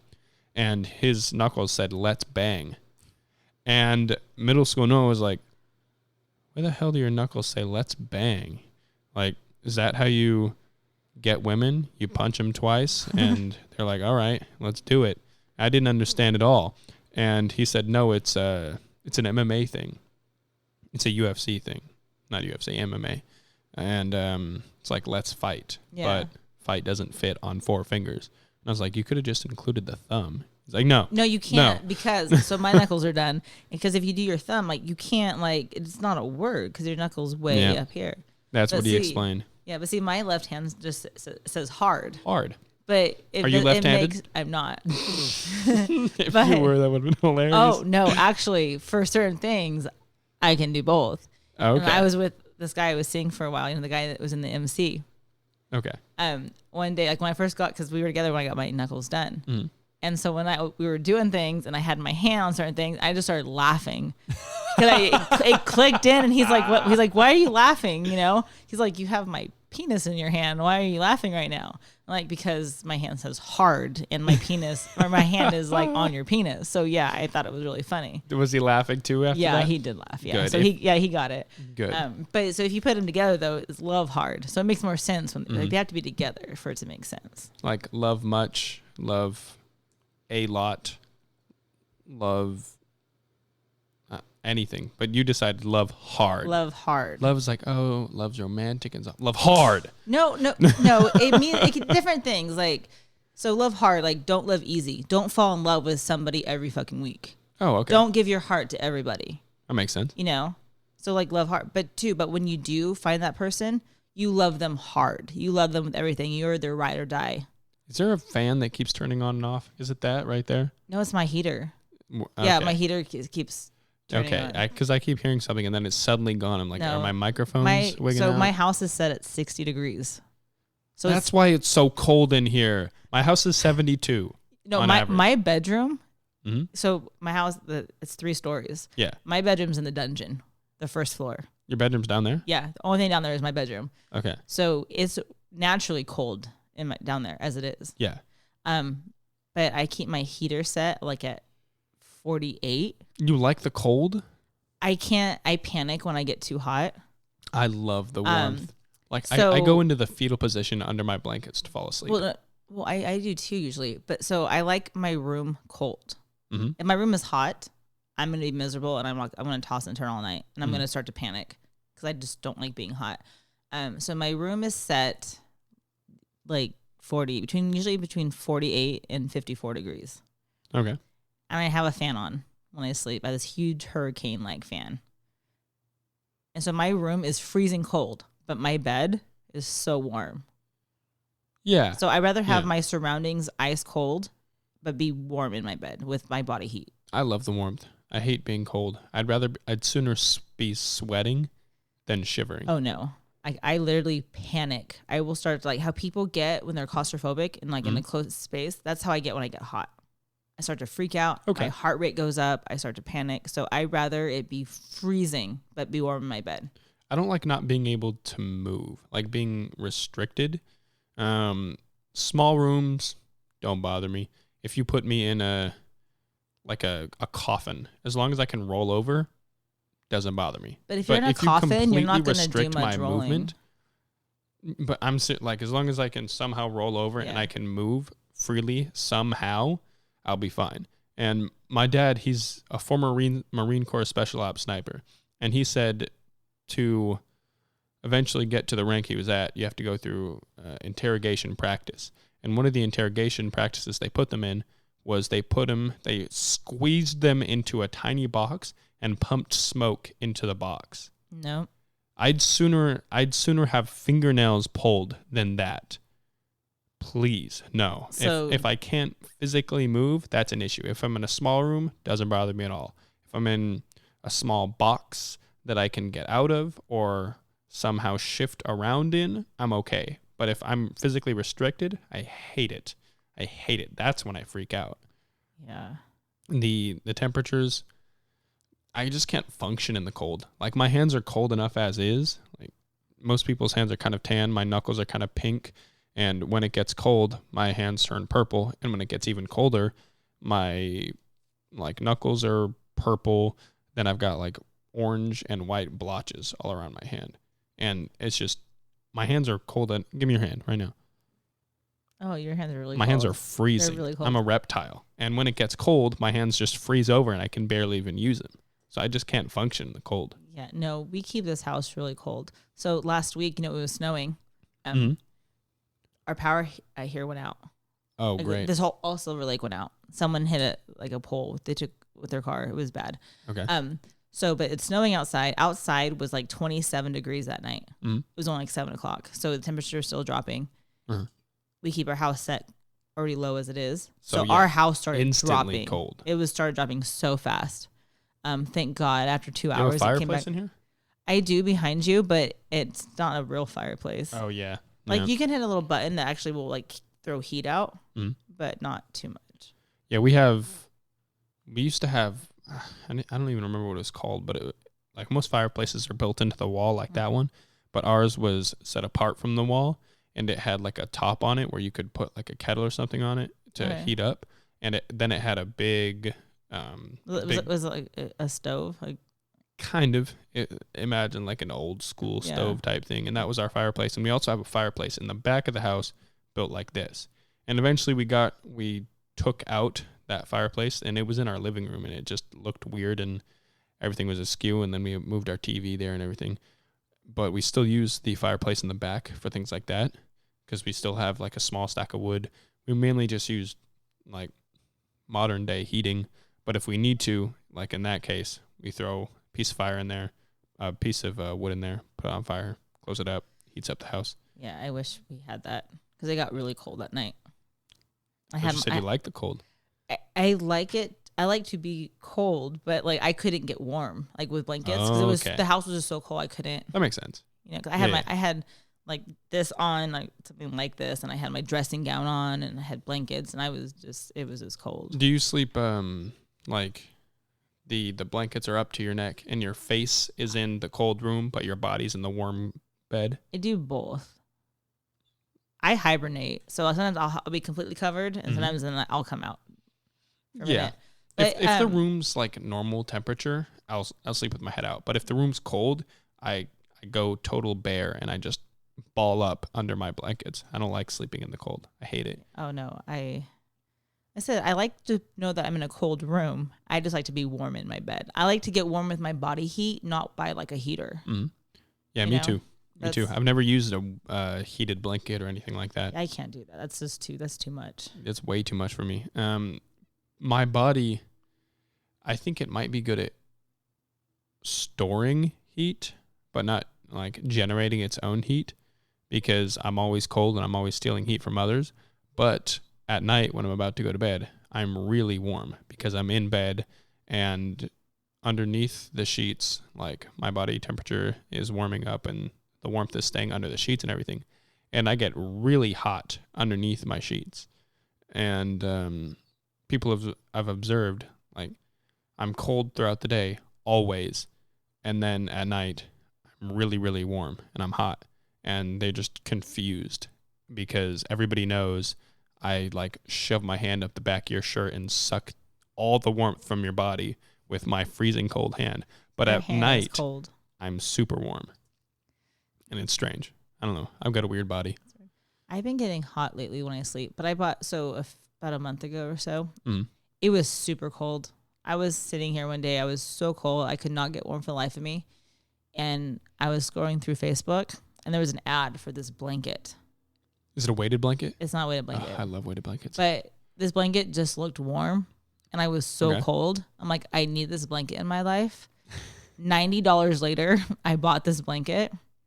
And it's amazing. I love it. It's a good blanket? It's good. Like inside of it, it's like a thick blanket. Mm-hmm. I swear it's like memory foam. Like the blanket it's just like, it's really thick, and it's just interesting. I have it over my duvet. Okay. And I get hot, but it's not, but I love it. I love to cuddle with it. It's like almost like a cashmere blanket.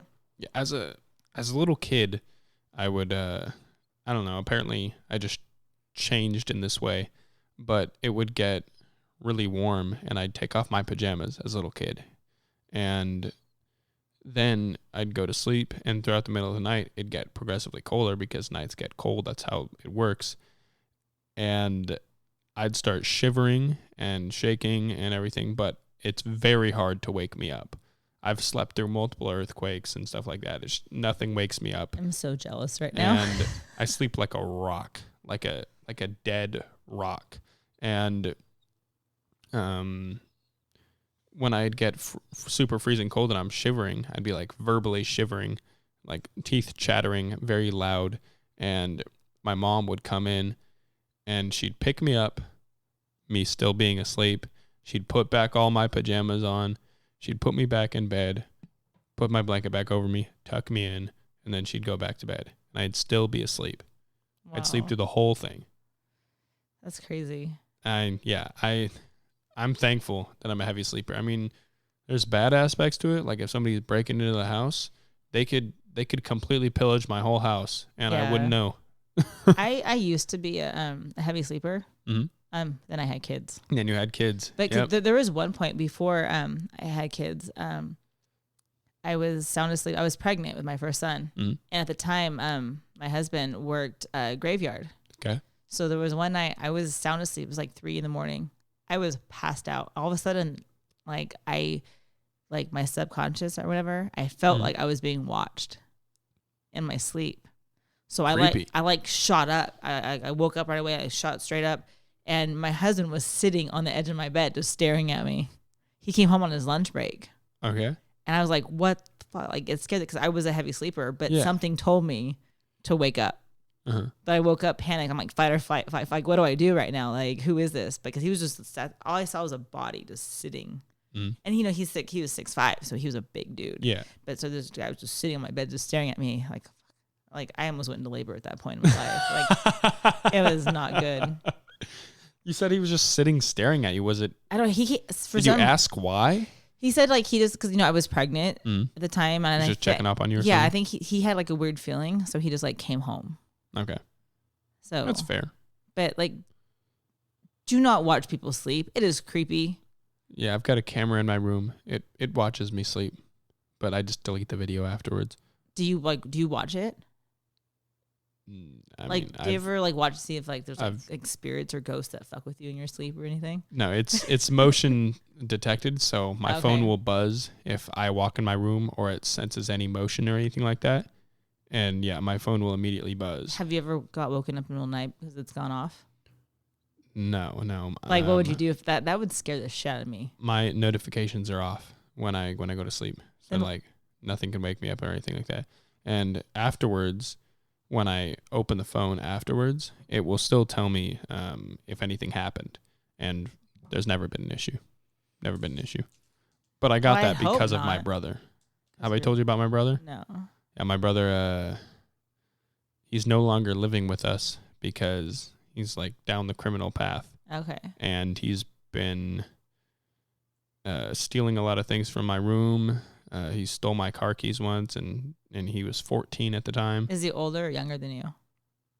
He's younger than me. Okay. And he stole my car keys, and in the middle of the night, took my car for a joyride with all of his friends, and the police pulled him over because I had a tail light out.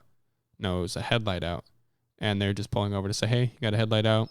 You should get that fixed. Can I see your ID, please? And 14-year-old was caught, and all of his friends were caught. And he's just been doing a lot of this stuff, so I got a lock on my door and a security camera for my room. And I've got, I made little bookshelves.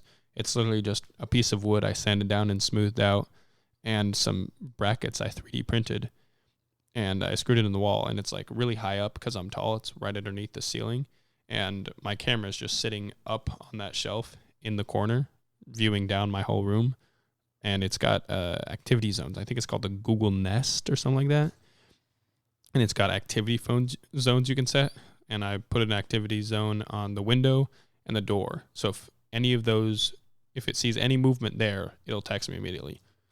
Never had an issue. My parents still have a spare key for my room if they need to grab something, or I forget to turn off my alarm clock and it's annoying them or something like that. And never had an issue. And my room's always on lock and key, and with a security camera. That's crazy. I'm paranoid. I'm very paranoid. I don't like if I take a risk or I want to do something stupid or get away with something, I have like 10 steps. I'm like 10 steps ahead of everybody else. I've always covered my back like 10 times. So are you ready for like the apocalypse and stuff then? Yes, 100%. And my dad, he's like a partial prepper. So I'm going to be like the first one to die, like, because I am not prepared at anything. If the apocalypse happens, stay at your house for like a week or two, because everybody's going to be trying to head out and go to the mountains or some crap like that. And then there's going to be car crashes and car jams. Totally and mayhem everywhere. Mayhem's everybody. The people that are completely shitty humans, they're going to be taking advantage of it and just pillaging and murdering. Oh, it's going to be like the Purge. Yeah, absolutely. Totally. I'm all for the Purge. I approve. One day a year, just let everybody get it out. I think for stupid people. You think purge the stupid people? Yeah, like people that just like decome the dumb. That's what you're thinking. Yeah, like you know those like people that you look at and you're like, oh my god, you should have been a blowjob. Like you're just, you can't, like, why are you here? Yes, there's some people at work too. I totally agree with that. Because it's our livelihood, we won't say who, but yeah, we're probably thinking of a couple of the same people right now. Yep, I guarantee it. Did you hear Drew wasn't the type of guy I wanted to like be a blowjob, because he's a cool guy, but did you hear why he got fired? I've heard rumors. I'm not gonna say obviously because no one's supposed to know, but we work at Buffalo, like.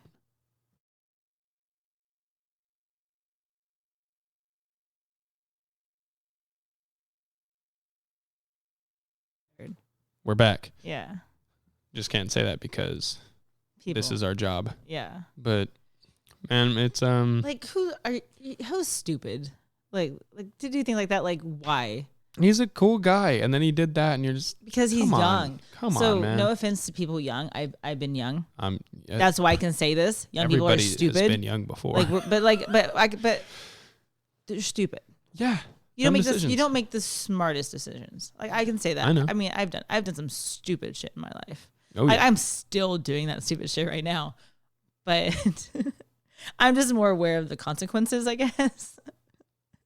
You look at don't look at my house right now. You have a full view of the mess if you're watching on YouTube. If you're watching on Spotify or Anchor, switch over to YouTube and you can see this place is pretty messy. But there's a cool castle. Look at this castle. We have a castle. We have awesome toys. Okay, so I live with my sister. This is her house. I pay rent. Yeah, and it's really hard to clean up after other adults. I was doing it after a while, but then I stopped. But my mess is downstairs in my bedroom. I live in my bedroom. Yeah. I come out once a week. That's up here. So what's upstairs? Is it just your sister's room, or is there another bedroom? Or there's 2 bedrooms up on the 3rd floor, a hall bathroom, plus the master has a bathroom and the laundry. And then who lives in the 2nd bedroom? Nobody. It's just me and my sister here. Why don't you live in the upper? Why do you want the lower? Because we each have our own floor.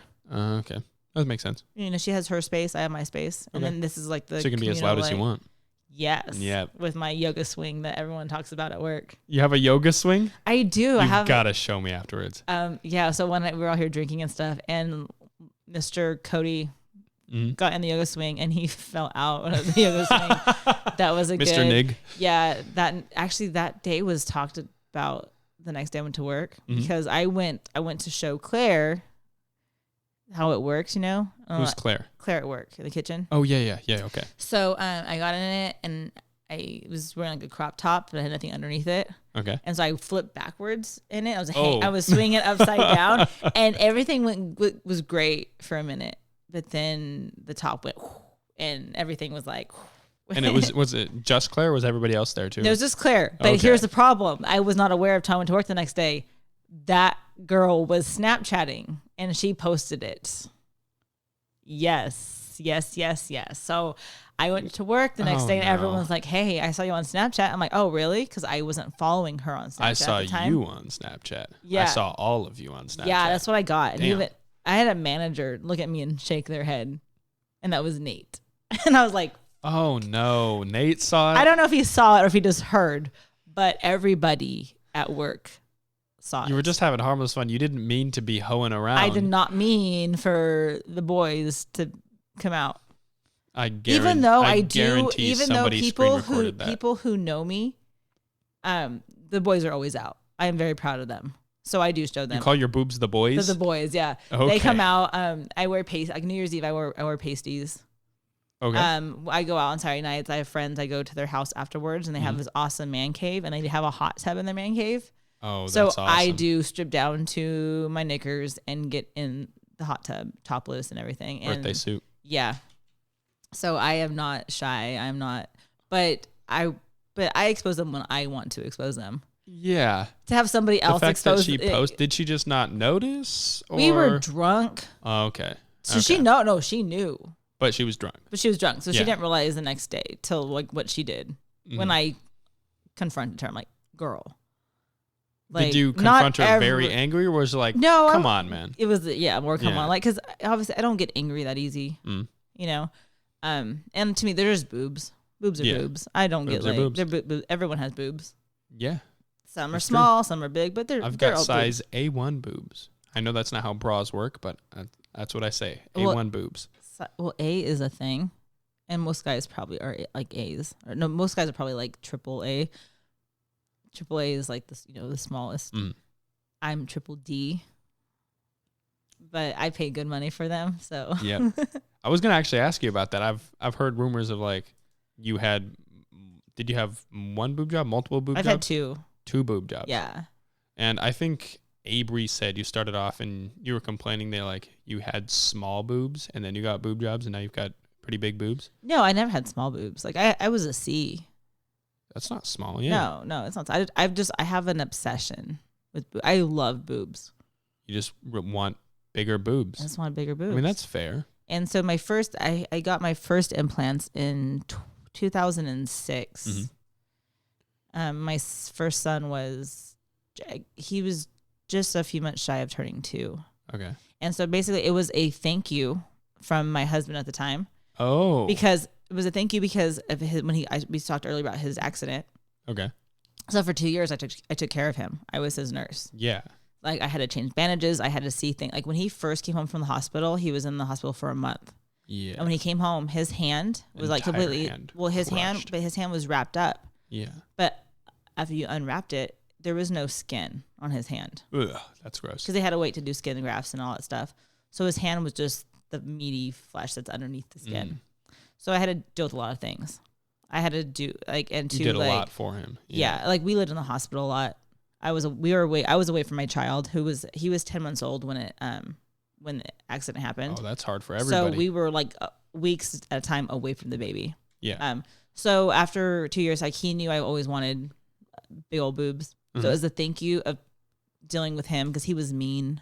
He was going through all these emotions, you know. So he bought me boobs as a thank you. Best present ever, men. If you love your woman, buy her boobs. Because buy her boobs. Yes, because in all honesty, buying your wife, girlfriend, whoever boobs is like buying her a fishing pole. You're going to have a lot more fun with it than she is.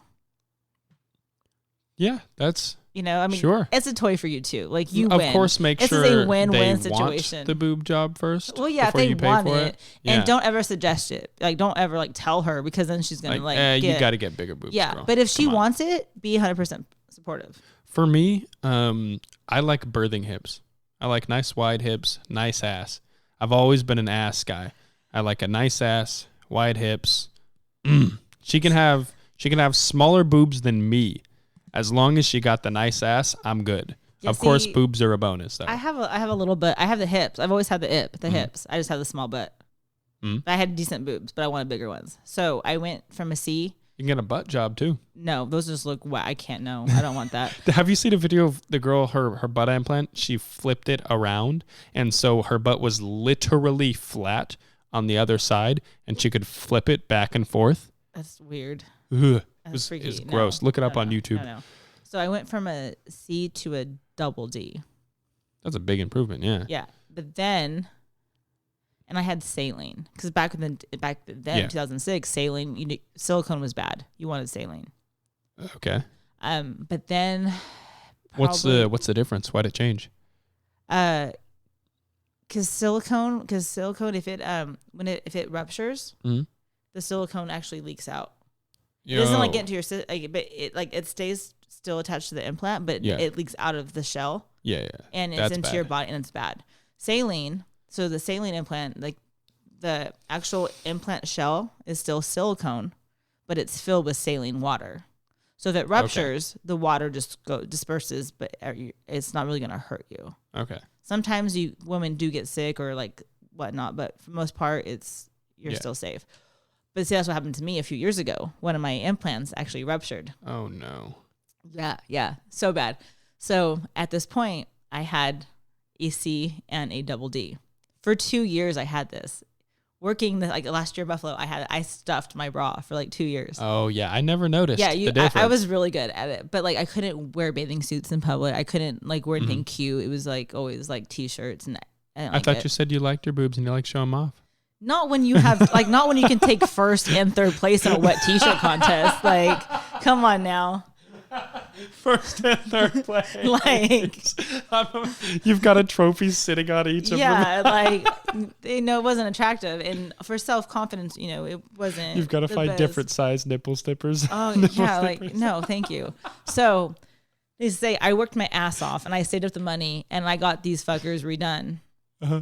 Did you get them bigger or did you just get the other one fixed? Oh, no, I got them both taken out and bigger ones put in. Okay. So I just had it done in July. Mm-hmm. So now I have gummy bears.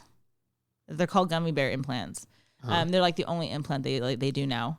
Yeah. So basically, it's like a gummy bear. If you cut it in half, it still stays together. Nothing oozes out. Yeah. Awesome. They feel real.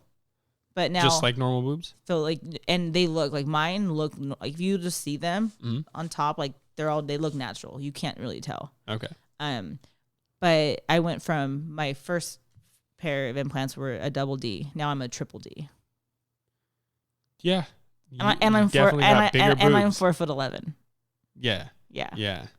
Yeah. I have this rule has I learned this rule pretty soon on. Whether you be a guy or a girl, you always want your chest to stick out further than your stomach. Yes. Which is hard for girls with small boobs because then you kind of got to be skinnier or else there's really that issue. And specifically for guys, because if you gain any weight and you don't have any pecs, your stomach's already sticking out. As a guy, though, I'd rather have that issue than have a dicky-do issue. Yeah. You don't want a dicky-do. You don't. So that's the same thing how girls feel about their boobs and their stomach, yes. Which is understandable. Yeah. I get it.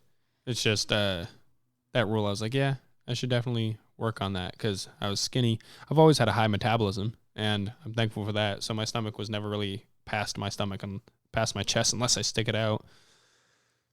But like, oh my God, don't even. That's the most I can do. I want to smack you right now. I want to throw something at That's you. That's the most I can push it out. Yes, no. I have what they call, they call like dad bods and stuff. I have a mom bod. Okay. Like I try to go to the gym. I'm really bad. Because when I say I'm going to the gym. Got a gym right there. I know. And I'm a member. I am a member. I pay every month. Do you go? But here's the issue. I haven't been since September. Because when I want to go, when I say I'm going to the gym, my local dive bar is right behind the gym. Oh, no. Yes. Don't. So I end up going. So when I say I'm going to the gym, I'm going to the bar. I'm not going to lie. Let's be honest. I'm going to go to the bar. So you're paying for a gym for nothing?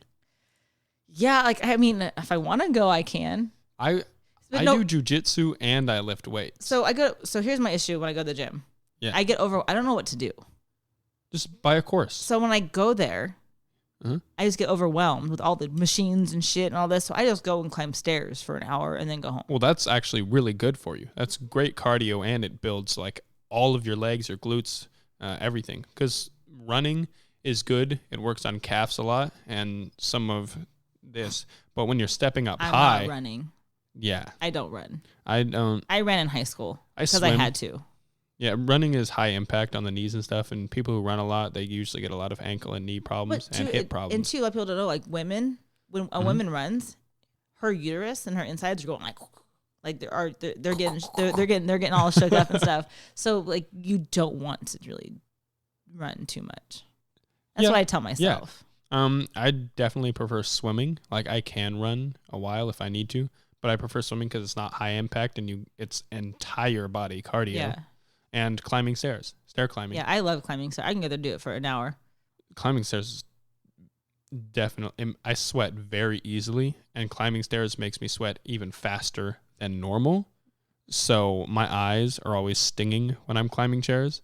And if I'm ever climbing stairs, I've got to wear one of those headbands. to stop sweat. The Richard Simmons, Gotta stop sweat from dripping down into my eyes because it's a major issue. I sweat very easily, which is good because you sweat out fat and stuff like that. Doing anything, I sweat. Even if I'm just pumping weights. A lot of people don't sweat when they're lifting weights because they're not like working up a bunch of cardio, and it's just muscular strength rather than endurance or muscular endurance. And I sweat when I do any physical activity at all. I sweat very easily, which is a gift and a curse. Yeah, see, and I don't. Like, it takes a lot. I've been working my ass off, and you're thinking, oh, she's not doing anything because I'm not sweating. Mm-hmm.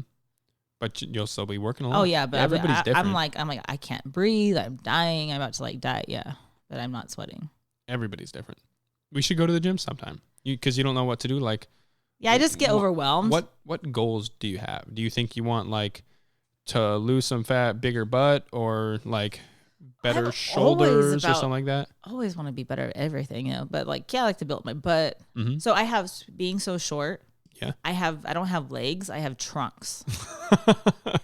I do. My thighs are like, wow. I've got really long So legs. Obviously, like, I always want to work out. I'm more concerned about working out my legs than any other part of my body because my legs are naturally big. Okay. They're going to be big, even when I work out. And because I'm an endomorph. What's an endomorph? So I'm short, but I'm stocky. Yeah. I gain weight very easily. Okay. But also, if I start working out, I'm going to gain muscle faster. I'm the exact opposite. You're the opposite. So my my first husband was the opposite. He was tall and lanky. No matter, like, he can eat, wouldn't put on weight. Very hard to put on any weight, muscle, and even muscle. like working out was harder. Now, see, our first son, I forget what the term is, but he's the best. It's an ectomorph. He's the best of both worlds. Mm-hmm. So he has his dad's height. He's he's just turned 15. He's like 6'1". Yeah. But he has my build. So yeah, he's 200 is he pounds. handsome too? Oh, my son is so good looking. Your son has a gift. Many gifts. He is. Oh yeah, and he's been playing football since he was 8. So yeah, he's jacked. He's a starting center for his high school football team. Mm-hmm. He's already won like 2 Super Bowls. They call it, Yeah. For playing when he was younger. At being a freshman, he has 2 colleges already looking at him. Mm-hmm. But he's a lineman, so he's got to gain 100 pounds by his senior year. Oh yeah. I mean, he's 200 now. Linemen got to be big boys. But for colleges, because he's serious about it. I mean, he's got to. Especially, he wants Clemson. Clemson is his goal, and they're like a Southern football team, so them boys are big. Yeah. So he's about football. He's got to be like, at least he has to gain another 100 pounds. But it's mandatory weight training for him since he's a football player. Yeah. So weight training definitely helps. Even if you're not really interested in, pumping weights all the time, if you're still in school, definitely consider doing weight training because you'll learn a lot from it if you have a good teacher. I had a great teacher. I learned a lot from him. And at minimum, even if you don't want to gain a bunch of muscle or something like that, you learn how to use everything and what using everything does and what doing this does and how doing this differently affects the muscle differently. And I think everybody should know how to do that, especially because I think everybody should also work out because it's really good for you. But like you said, when you go to the gym, you don't know what everything is and you get overwhelmed and like that. I think everybody should know how to do all that stuff. Yeah, I always just kind of like, I just give up and I do stairs because they're easy. I know how to do it and I like it. Yeah. And it's like, again, it's my legs because that's what I'm like. Obviously I'm going to do everything, but I'm all about my legs. I'll gladly show you. I'm totally down. 2, I need someone, because I go by myself. Uh-huh. So if I have someone, hey, we're going to the gym, I would do it. Uh-huh. But it's like, and since I have no one to go with, I'm like, I don't have to go right now. I can do it tomorrow. Yeah. And then tomorrow comes. I have 2 backpacks, like 2 gym backpacks in my car. I'm ready to go anytime.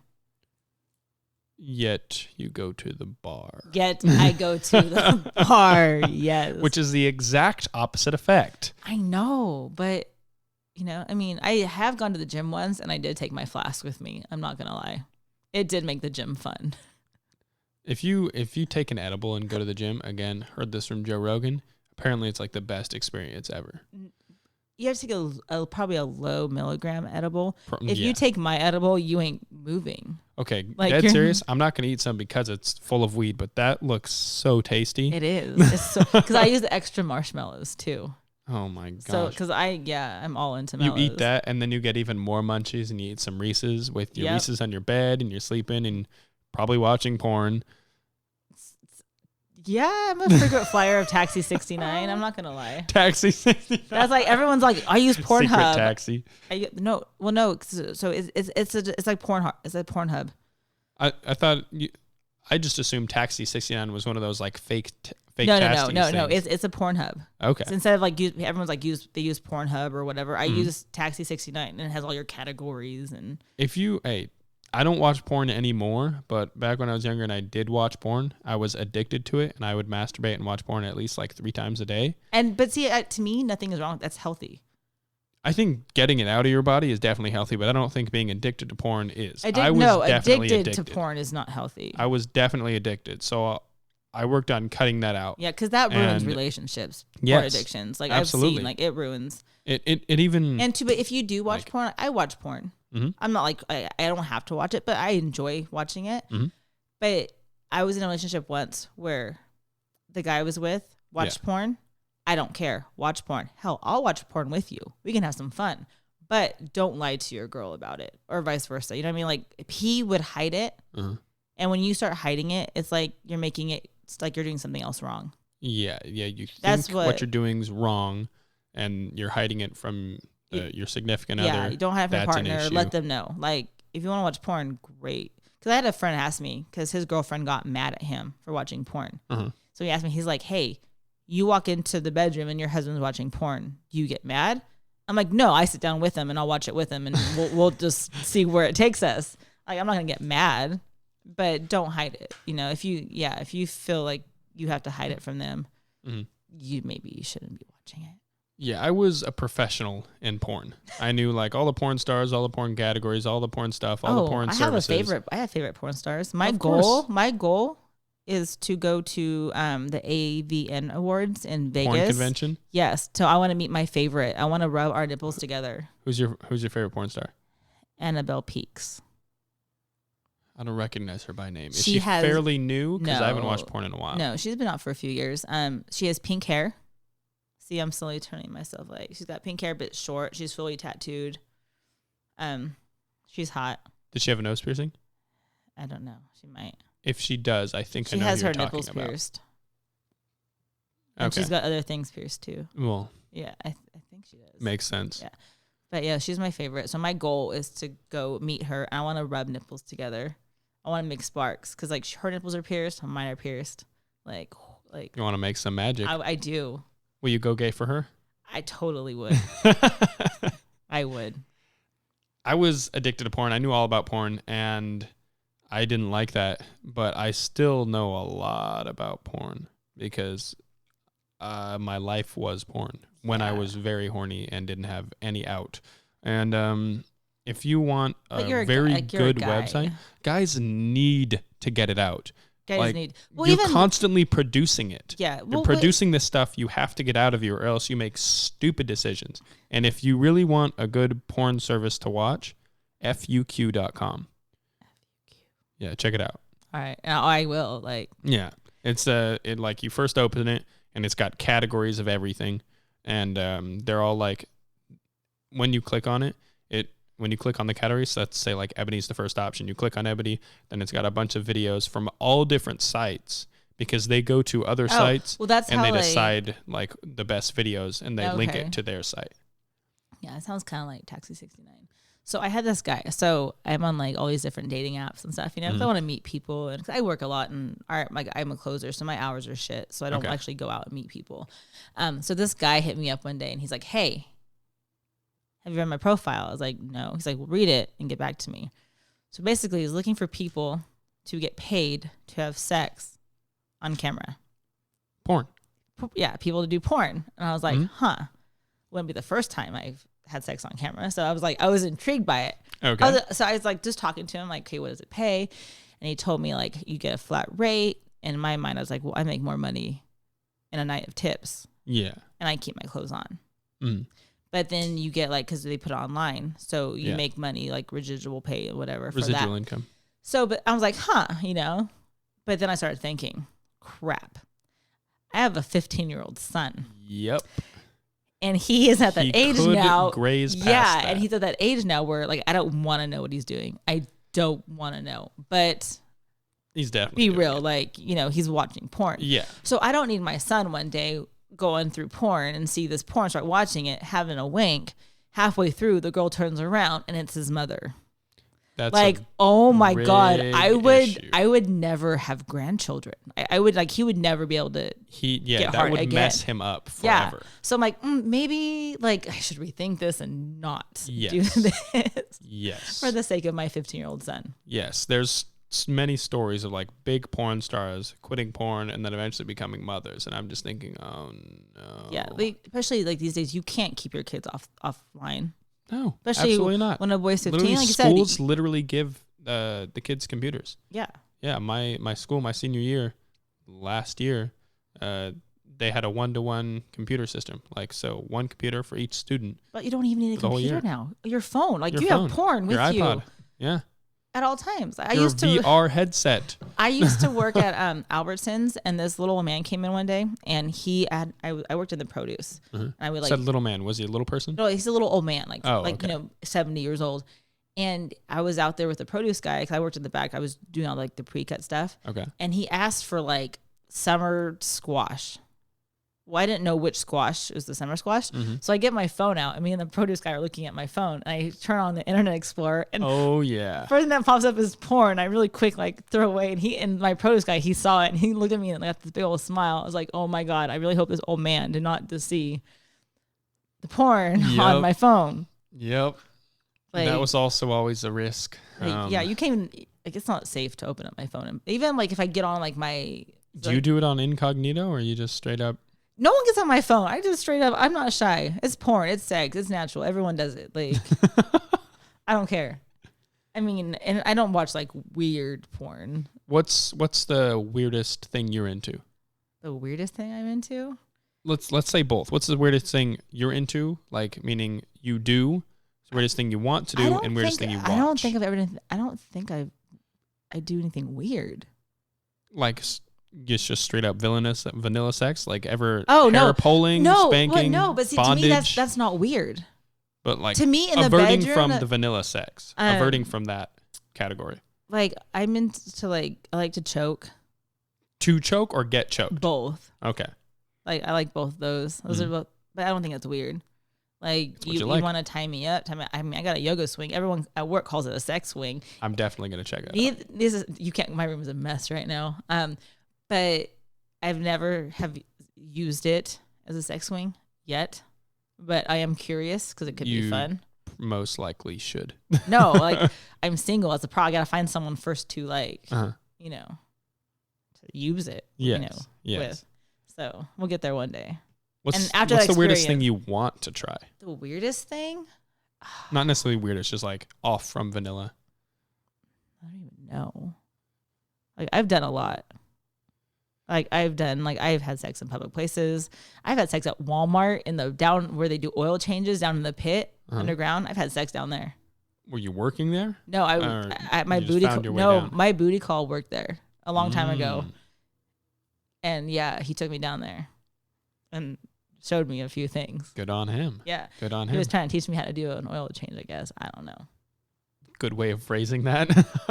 I got my oil changed that day. It was good. What's the weirdest thing you watch? Most off-brand thing you watch? Like, I don't know. Like porn-wise? Yeah. I can't do weird porn, so it's just weird. So I don't watch like weird porn things. Is weird. Yes. I mean, I just can't like get into it. It like freaks me out. Like I when it comes to porn, I have pretty basic things that I watch. Like anytime I watch porn, it's gonna be a threesome porn.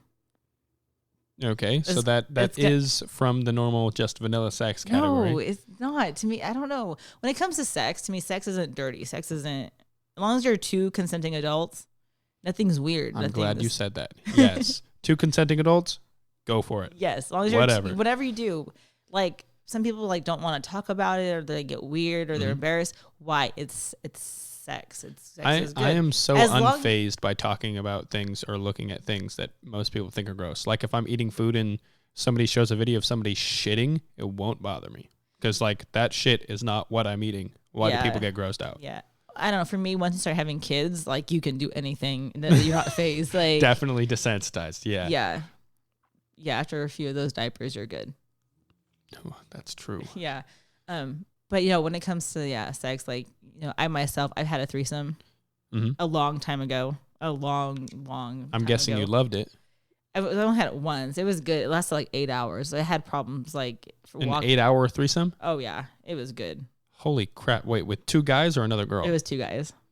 For 8, did they like switch out, or did they both go for 8 hours? It was like all 3 at once, and like they would rotate in and out, or like you said all 3 at once. There was 3 guys. No, like 3. Like the 3 of us together. Like we'd be doing stuff together, and then like yeah. So and that. It lasted. It was a good night. That is a good day.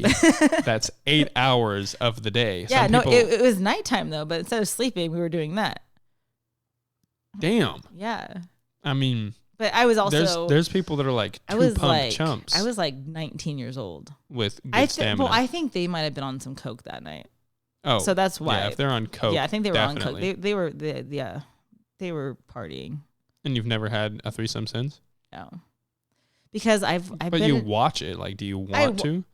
Like, so I do. I want to do like 2 girls and 1 guy. Mm-hmm. That's always been like most girls are bi-curious. Yeah, you definitely find girls that. Yeah, most girls are bi-curious. Yeah, because you know I don't know what it is, but they are. We are. Whatever. So yeah, I would be down, but it's something that I think. So when I had my threesome, I was single. Like that was me and like my booty call and his best friend. Yeah. But if I'm in a relationship, I don't know if I could do one. No. So no. If I was in a relationship, yeah. Yeah. So like if I'm out one night with a girlfriend and we meet a guy, like totally would do it. Yeah. But if I'm with a guy and like I don't know if I can bring in another girl. I would not want to bring in another person because there's an emotional attachment. If there wasn't an emotional attachment, then I would be able to if I wanted to. Yeah. But too, like, I don't share. What's mine is mine. Like, if I'm with a guy, like, girls can flirt. They can do whatever. Just don't touch what's mine. Then there's going to be a problem. Yeah, there's insecure guys that see other guys flirting with their girl and they get, like, all mad. It doesn't bother me at all. Honestly, it's kind of a compliment that you find my girlfriend attractive. Yeah, and you know she's coming home to you. If she's flirting back, I don't like that. But see, for like what we do for work. If you're being friendly, I don't care. But if you're like legitimately flirting, I think that's an issue. But see, what we do for work, I hustle. I flirt. Yeah. Because I want your money. Yes, you do. I that's just what it is. Make some pretty good tips too. Yes, and like so, girls sometimes get mad. You know, if I'm serving a couple, they think I'm flirting with your man. I don't want your man. I want his money. Your man's money. You can keep your man, and vice versa. If I'm with a guy and you see I'm flirting with a guy, be okay with it because just know that guy is buying your Christmas present. Fair. You know, that's fair. Yeah, like. As long as you're not legitimately emotionally into them, then we're good. Or physically. Yeah. Neither emotionally nor physically, we're good. Yeah. And the girl I was dating when I was 16, it wasn't a very healthy relationship. There was insecurities and problems on both sides. And after that relationship, I decided I didn't trust her, and she gave me reasons not to. And also, I was insecure. And I just like let go of both of those. And my next relationship never had a problem of like thinking she was cheating on me or anything because I fully trusted her. But if I didn't trust her fully, then I wouldn't be in a relationship with her. No, you need trust. Yeah, 100%. Because if you're not together and you're worrying about them. If you're constantly worrying what they're doing. Yeah. Like, no, that's not healthy. That's not normal. Yeah. That's not. There was only one time where she went on a cruise for like a month or two. And on her story, she posted like photos of her hanging out with a bunch of people. And there's like some really attractive guys in the group. And because she was gone for so long that like I slightly thought about it. And then I immediately thought, no. And then I just scrapped that thought and never bothered me again. Yeah. That's you should be able to do that. Definitely be in control of your own mind. Oh yeah. So I'm like totally enjoying this conversation. I want to continue, but I need to step away for like 30 seconds. Oh, go for it. I've had 2 cups of tea, so I'm like dying right now. Go for it. Go to the bathroom.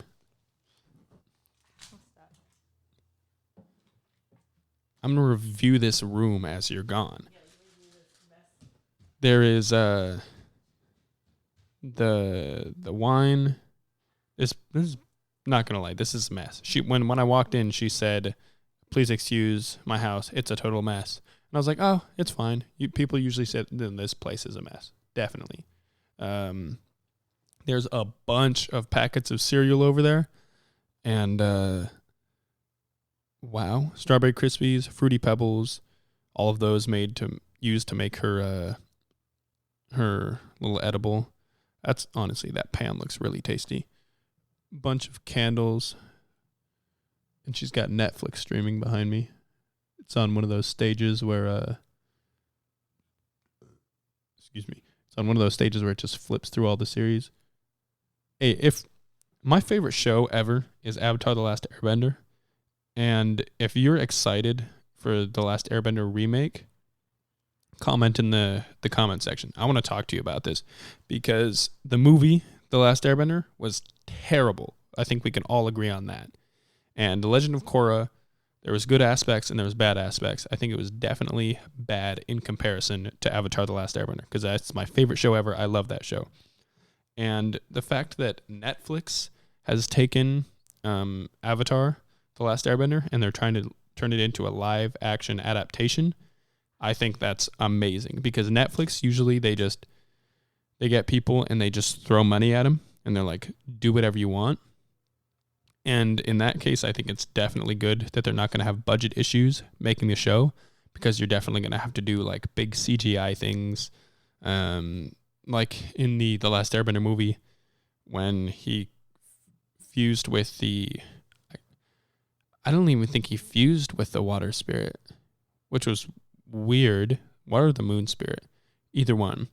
And he just made that giant wave and like pushed all the ships away. But in the show, he fused with the water or moon spirit and turned into like a giant water fish and just beat up all the ships. And they said in the movie they couldn't do that because that's definitely a budget issue.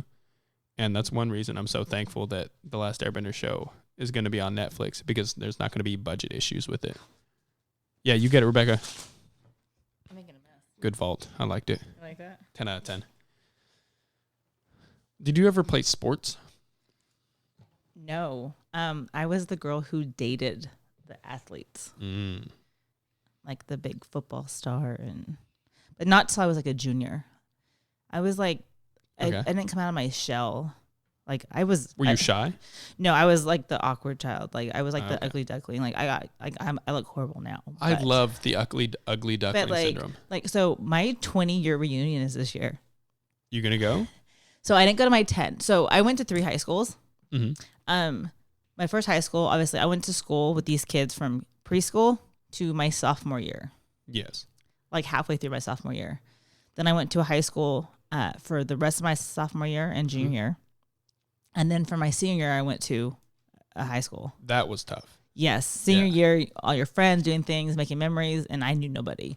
But my first high school, I want to go to that reunion because I've known these people my whole life.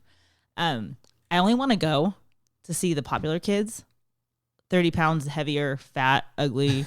Like I want to see how bad they turned out because we all know this is like what happened. Yes. So that's the only reason I want to go because and you also want to see who's doing really good now. Yeah. Now that high school isn't the ball and chain on their ankle. Yeah. Like, cause you have, I mean, it's true. You have those guys who peaked in high school, like the football stars who still wear their Letterman jacket to like this very day, like 20 years later, that was like their glory days. That was the biggest aspiration. Yeah. A high school sport.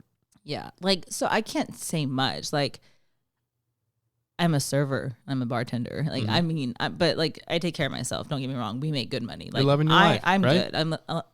I'm loving my life. But at the same time, like doing what I do, I can pick up and move anywhere and do anything and do it. Plus, you've got very malleable hours. Yeah. So plus, like, so I don't do a lot, but I've done a lot in my 38 years. Like, the last few years I've been like a pikey. What's that? Like a gypsy. Okay. I've traveled. I lived places like, I lived in the Canary Islands. I've lived in England. I've lived in Vegas for a bit. Like I just go. Okay. Like, so I've seen a lot. I've had fun. I've been places, That's good. Yeah. For my high school reunion, if I go, I might go for like a 10-year or a 20-year, one or the other, probably not both, just to see how people are doing. Just to, not to like brag in their face, haha, your life fall apart, but just to see out of pure curiosity, because there will always be the people who will be in my mind basically forever because we were in the same school since kindergarten. Yeah. Especially the girls. Like, since kindergarten, I had a house for a girl named Molly McAleer. Molly McAleer, if you're watching this, somehow gets to you, I still find you very attractive. And it's just always, I'm just probably going to never forget that name. I'm probably forget her face over time, but I don't think I'm ever going to forget that name. We always have that one. Yeah, that like, one. Like, a lot of my good friends I've known since kindergarten, like, we still follow each other on Facebook. Mm-hmm. Like, we might not talk all the time, whatever, but, like... You still have the ability to. But we're there. Like, we, Yeah. Like, my best friend growing up as a kid, we don't talk hardly ever because, like, it's, we were best friends since we were, like, 6 years old. But now we're, like, close to 40. We have our own lives. We're busy, Yes. We after kids, marriages, work, you fall out. But when shit goes down, we're there. Absolutely. Like, absolutely. My friend Ethan, Ethan Johnson, we didn't have a falling out or anything like that. We were best friends for a long time, but we just slowly faded out. But I guarantee I can hit him up anytime I need to. And you pick up exactly where you left off. Yeah. Like, there's no, like, distance. Like, we haven't talked in a while, but I guarantee if I was like, dude, I need to talk to you, he'd be there for me. He's a great guy. Yeah. And we built that relationship. There's that thing I had with him, though. I had this with a few other guys. Just, it was definitely prominent when I hanging out with him, was we could only hang out for a short amount of time, or we'd eventually start getting pissed off with each other, especially because he didn't really enjoy going out to other people's houses, and that was fine with me. I didn't want my friend coming to my house. I want to leave my house, go somewhere else. Yeah. And that part worked out. But at his house, he always had, like, if we were to play games, he'd always have single-player games. And so he'd just want to, like, take turns on single-player games, and he'd be completely content with that. He in his mind, that was, like, okay, because that's how he did it. He just sort of thought other people thought that way too. But if I'm hanging out with friends, I always want to play multiplayer games. I want to play Super Smash Bros. I want to play Mario Bros. I want to play Ultimate Chicken Horse. I want to play some party games. We can all play together, have a blast. I'm a Tetris type of girl. Tetris? That's my favorite. And I hate video games. Are you serious? I love Tetris. That's my favorite game. Tetris is amazing. I love playing Tetris. Puyo Puyo Tetris, Tetris 99, Tricky Towers. I've got all those on my Switch. We should play sometime. I'm all about. But the only one I've ever played, like, I'm an NES girl. Mm-hmm. After the NES, like, came like the Super Nintendo and the Sega. I never got into that. Like, I just want the old school NES. Classic Tetris. Were you good at it? I was good. I am very good at it. My friend Kyle McClendon, she is the funniest girl I know. Again, the funniest person I know. I want to get her on my podcast. And we were going to do a podcast one day. It was Friday. She was going to come over. We were going to do a podcast. And when I woke up, my dad was home and my mom was home. My mom didn't have work and my dad was sick. So I was like, damn, we can't do a podcast because my dad was sick watching shows in the living room, and the dining room's right next to the living room and a bunch of noise going on in the background. So I still wanted to hang out with her. So she came over and we played some video games, and she rocked me at Tetris. She is amazing at Tetris. She knows, like, all the terminology and what this piece is called, that piece is called, like all the different ways you can turn a piece and store it, and setting up. Most people, they try to go for a Tetris, which is when is that like 10 lines or something? No, it's 4 lines. 4 lines. When you stack up one side and you leave a row of 4, just a vertical row of 4, and then you plant it and you get 4 at once. Yeah. And that's what I would go for when playing Puyo Puyo Tetris against her, because if you get if you get a combo, or if you get, like, I think 2 or more rows at once, you can send pieces over to their side to like screw really? them up. And Oh, it's I've never played competitive that. Tetris, and it's very fun. And I would be doing that, but she'd make a row of 2 instead of a row of 1, and she'd go for a combo instead. And she would make a really tall row, and she was very good. She'd make it very quick. And then she'd just start dropping pieces down the right side, and it'd send a row over, 2 rows over, 3 rows over, 4 rows over, and the rows would just keep stacking. And suddenly I'd go from, hey, I'm chilling down here at the bottom to instantly at the top. And I've never met somebody that could beat me at Tetris. I've played a Tetris 99. It's like do you know what a battle royale is? Mm-hmm. Yeah, it's like battle royale for Tetris. And you've got 98 other players, and you're all going against each other. Oh, and the more it goes on, the faster it gets, and you're sending pieces to over other people and all that crap. And I definitely know there's way better people than me, but I've never played against somebody like right next to me that is better at Tetris than me. And she is exponentially superior at Tetris. And I thought it was amazing. She'd beat my ass, and I'd be laughing and think it was great. And she's like, usually people get mad when I beat them up. And I was like, this is awesome. I've never lost before to Tetris. I wanted to learn. Yeah. That's awesome. Like a lot of people do get. So my my husband, like we're not together anymore, but he's a gamer. Mm-hmm. Oh my God. It's just a game. It's just a game. Like he would get so angry. I don't care if you game, whatever, but I would get mad when he would game because he would just like be just so disruptive. He'd yell. He broke so many remote controls. What games did he play? Like, I know he played Xbox. He played stuff like Destiny. Like he do like online gaming and stuff. But he would just take it so serious. I'm like, dude, first of all, you're not winning. You're not making money. This is just a game. It doesn't matter in this world like what happens. But like, I mean, there's times like he would have like a full beer and he would like throw it across the room and like to the wall and explode everywhere. I'm like, that's called anger issues. No, I agree. No, he had anger issues. So in my mind, he shouldn't be playing. He shouldn't be gaming anyway because he obviously has this one issue. Yeah. And then like that's why he used to get so mad too that I would get mad when he gamed. I'm like, no, I don't care that you're gaming. It's everything that comes with the gaming when you game that drove me crazy. Yeah. If you're going to spend your life gaming, just make sure you get your responsibilities done and it's not a negative effect on your life. Exactly. Because like I've got PlayStation Plus, and with PlayStation Plus, which is the online membership, with each month it releases a free game or 2 that you can download for free. And it just released this month the Nathan Drake collection, which is the first 3 Uncharted games. And I asked Hector to bring in the 4th Uncharted so I can play that afterwards. He hasn't yet, no big deal. I'm sure he'll get to it eventually. And I'm playing the first Uncharted, and the only time I get mad at games is when the game is messing up. Yeah. Like the first Uncharted, it's a good game so far, but the controls can be very janky. And like often a lot of it is climbing up like the side of a cliff with little ledges and jumping over platforms and stuff like that. And very frequently I die and have to restart that entire area because of the game messing up with like a shitty mechanic or not grabbing the ledge that my hand was clearly over or something like that. And that's when I get mad. If I'm messing up because I'm not good enough and it's me, I'm just like, dang, I got to improve. But when it's the game's issue, then I get mad. But do you like no cause destruction to your home? Like there's like you have a problem. No, when you start destroying your house or you break things or I've never broken a controller. The controller down.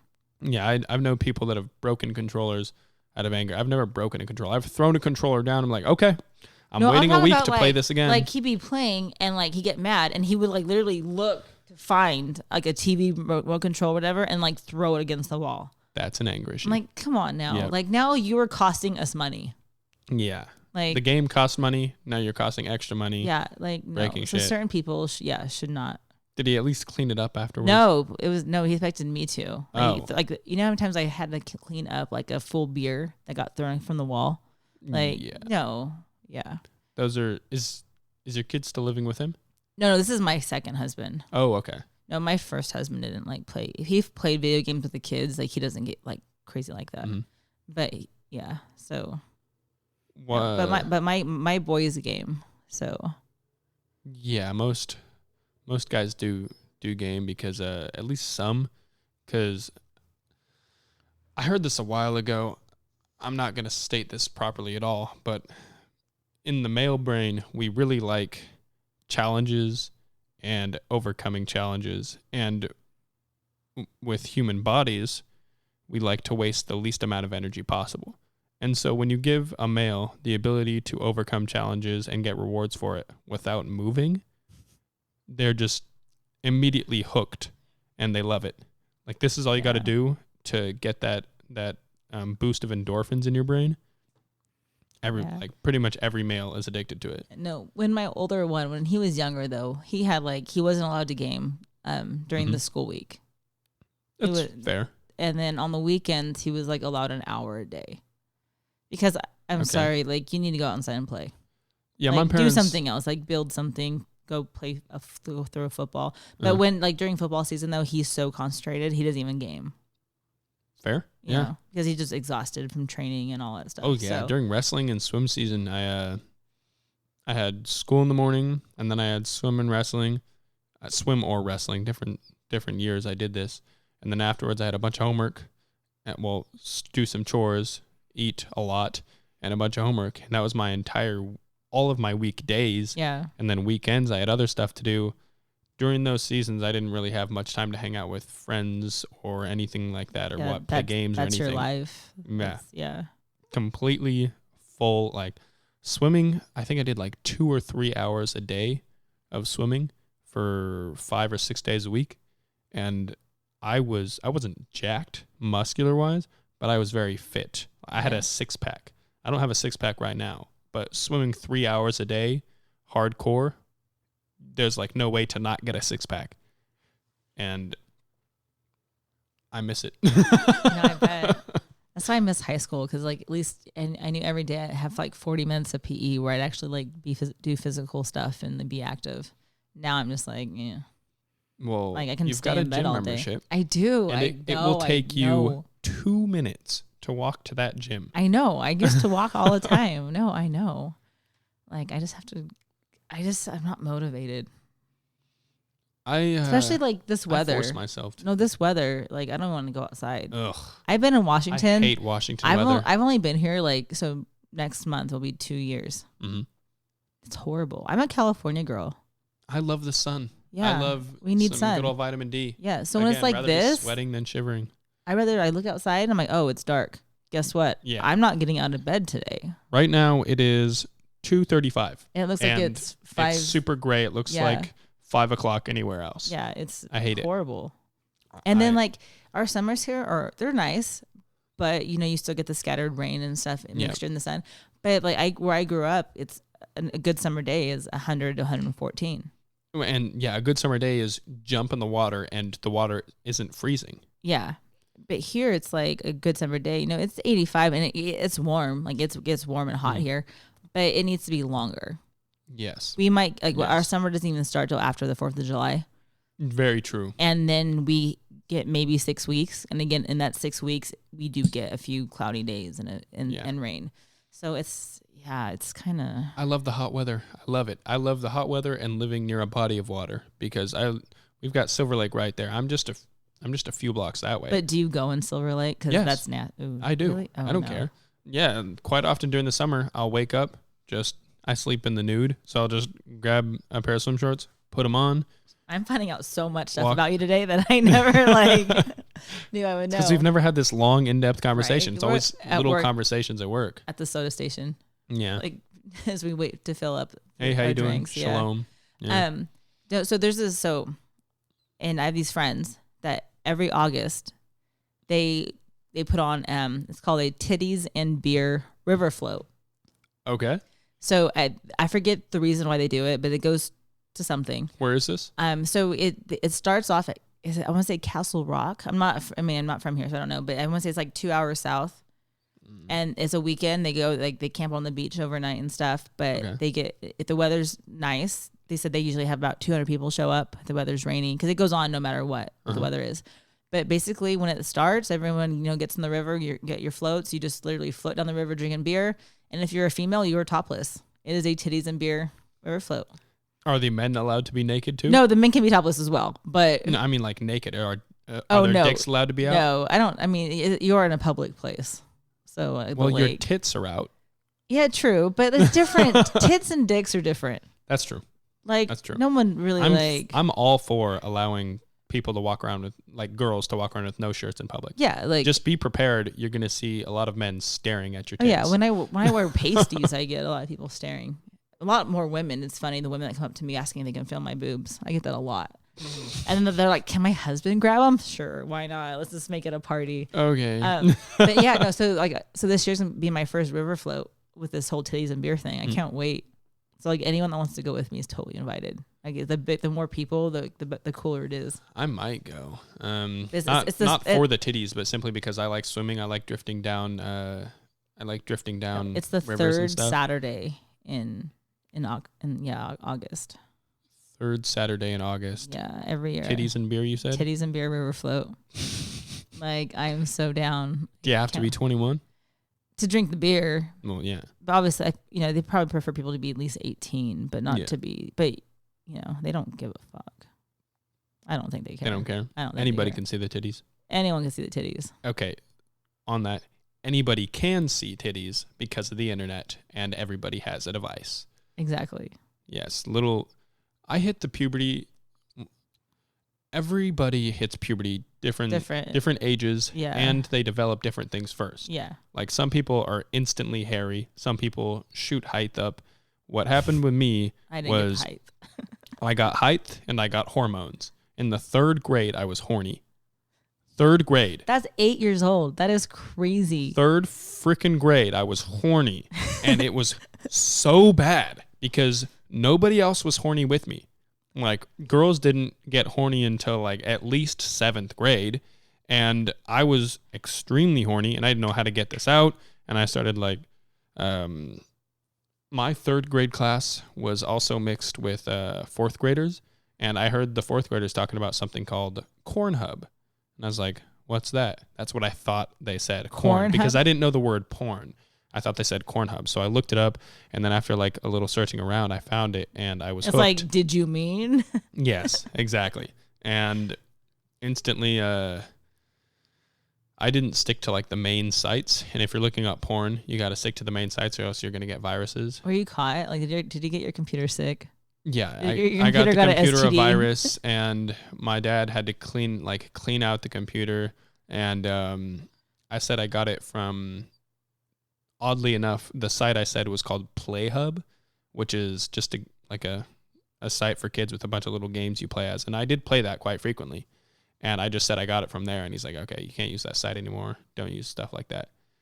He probably knew I got it from some porn.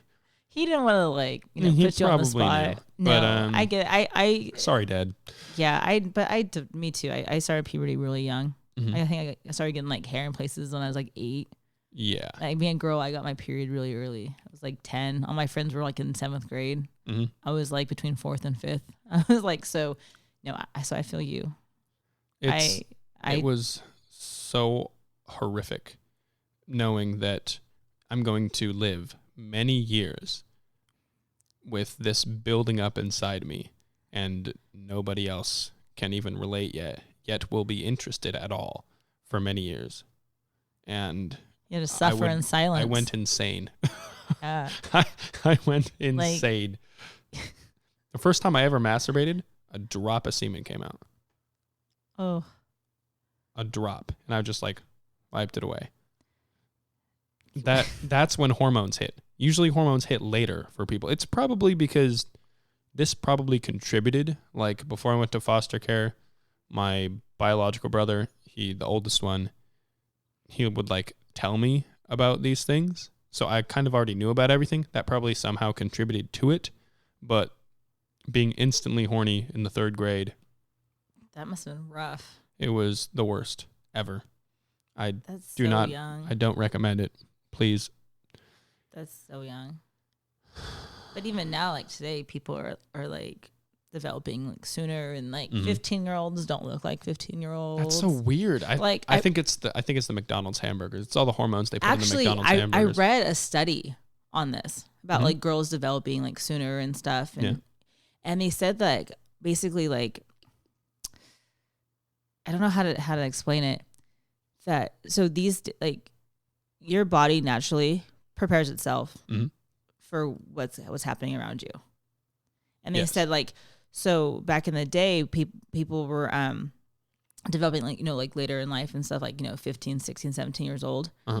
Because like, you got meaning starting to develop? Yeah, starting later in life, because like people would get married and like, when they're like, because back in the day you get married sooner.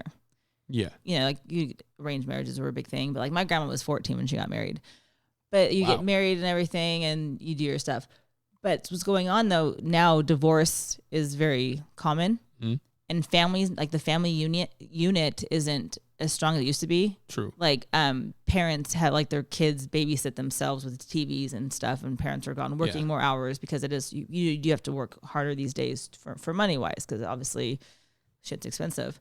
So now the family, so family unit is like gone. So you're mine now as a 12-year-old girl. You have to like support yourself. You're now by yourself. Your parents are divorced. Now you're trying, like your body's thinking you have to like now find yourself a husband, get married to like survive and support yourself.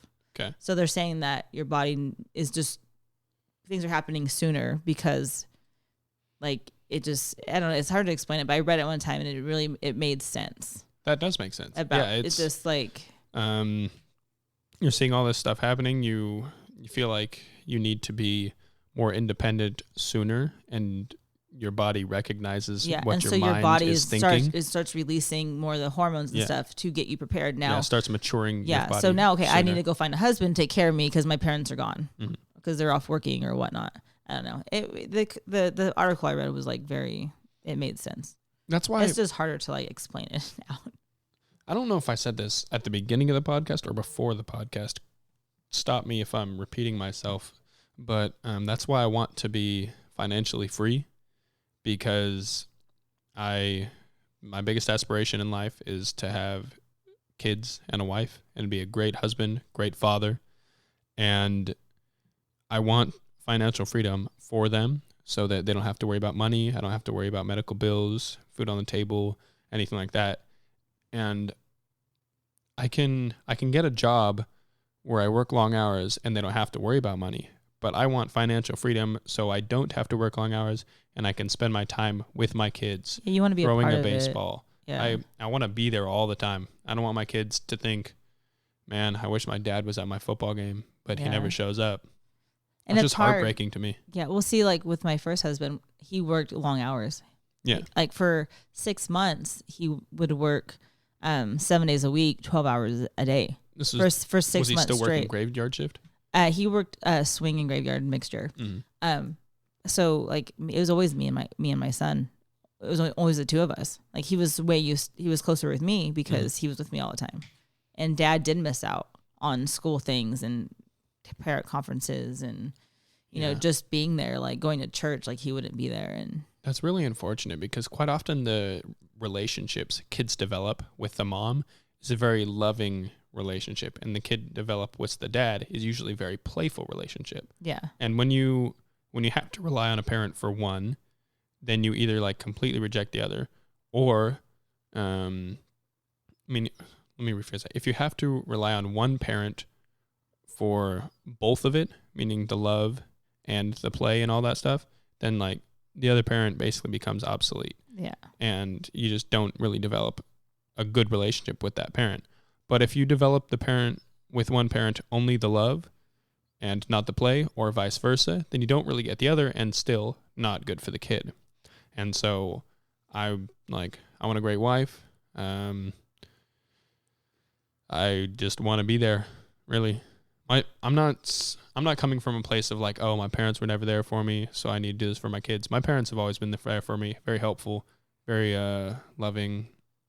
Like there's always been punishments for being dumb, rewards for being good. They've always been there for me. My dad taught me how to throw a baseball, play catch. They had me in t-ball as a little kid. All this really good stuff. They've always been there for me. And I kind of want to take that and improve upon it. Because there's been times where my dad's like been too tired to go do something. Another reason why I want to stay in like really good physical shape, even into my later life. So my kid's like, hey, can we simply throw a baseball? And I'm just like all slumped over, and I'd be like, oh, I can't. I feel terrible. I'm too tired. I'm not fit enough. I don't want that anchor on my life. Yeah. For my family. But see, now like with my first husband, he being in the accident was unable to do a lot with our son, because like he was 10 months when he got hurt, and he was like in surgeries for 2 years in and out. So he was constantly had something bandaged or something cut open or in the hospital. So he missed out on so much. Like he couldn't bathe him. He couldn't get him dressed. Yeah. He couldn't tie his shoes because his hand, like he only had one hand for majority of, of the time. So like that was part of the issues with him. Like he struggled with, like, he was always angry and stuff because he did, because of, everything, he did miss out. Yeah. And he had no choice. This isn't like a legitimate fear. It's just a paranoia fear, and kind of funny. You said he didn't get to bathe him or anything like that. Quite often, like the mother usually does it with the daughter, dad does it with the son. They like hop in the shower with him, and they teach him like, oh, this is how you scrub. Don't like scrub too hard here, etc. And they take showers together, and then eventually the kid breaks off on their own and does it on their own, either when they think it's too awkward or too weird, or they're like, I'm independent, I can do it myself, and they're proud of themselves, or whatever reason. I'm kind of scared. Like, I'll be taking a shower with my little boy, and I'll turn around and my dick will slap him in the face. Oh my God, no. Okay. Well, hopefully he's not that close to you. Like, I don't know. I'll just be like scrubbing my hair, and I'll turn around to grab the body wash, and I'll accidentally knock him over. No. So, oh my God. So I was in charge of bath time. My son, he took baths. Okay. So I got to say this, I just have 2 boys. Yes. Being a mom boy, I love it. I'm terrified of having girls. I have 7 sisters. I love being a mom boy. But being a mom boy is the funniest thing in the world, especially when they discover their penis. Okay. It's hilarious. So the first time my son discovered his penis, he was about air quotes. Yeah. He discovered it. It's always been there, but he was about 10 and a half months old. And we were actually in the hospital. My husband's accident just happened, and my mom and stepdad, they had my son. They brought him up to visit us, and he was laying on. I was like basically living in the hospital, so they brought in a spare bed into the hospital room for me. So Hunter was on the bed, my son, and I just changed his diaper, and I was changing his clothes. So he was like literally all butt naked, and he had a little Buddha belly. And he was like sitting on the bed. I was like a few feet away. I was just watching him, and he was like looking down, like trying to like look over his belly, and he was like, "What is this?" And he's like looking over his belly, and all of a sudden he started like poking at it. And I'm like, "Oh my God, Hunter, what are you doing?" Like, that's hilarious. That's when he discovered it. But when he was about a year and a half, like he was in the bath, and I'm sitting there, and I let him play, and I had an empty shampoo bottle. Okay. In the bathtub, and I would fill with water, and I squirt over his head and stuff, whatever.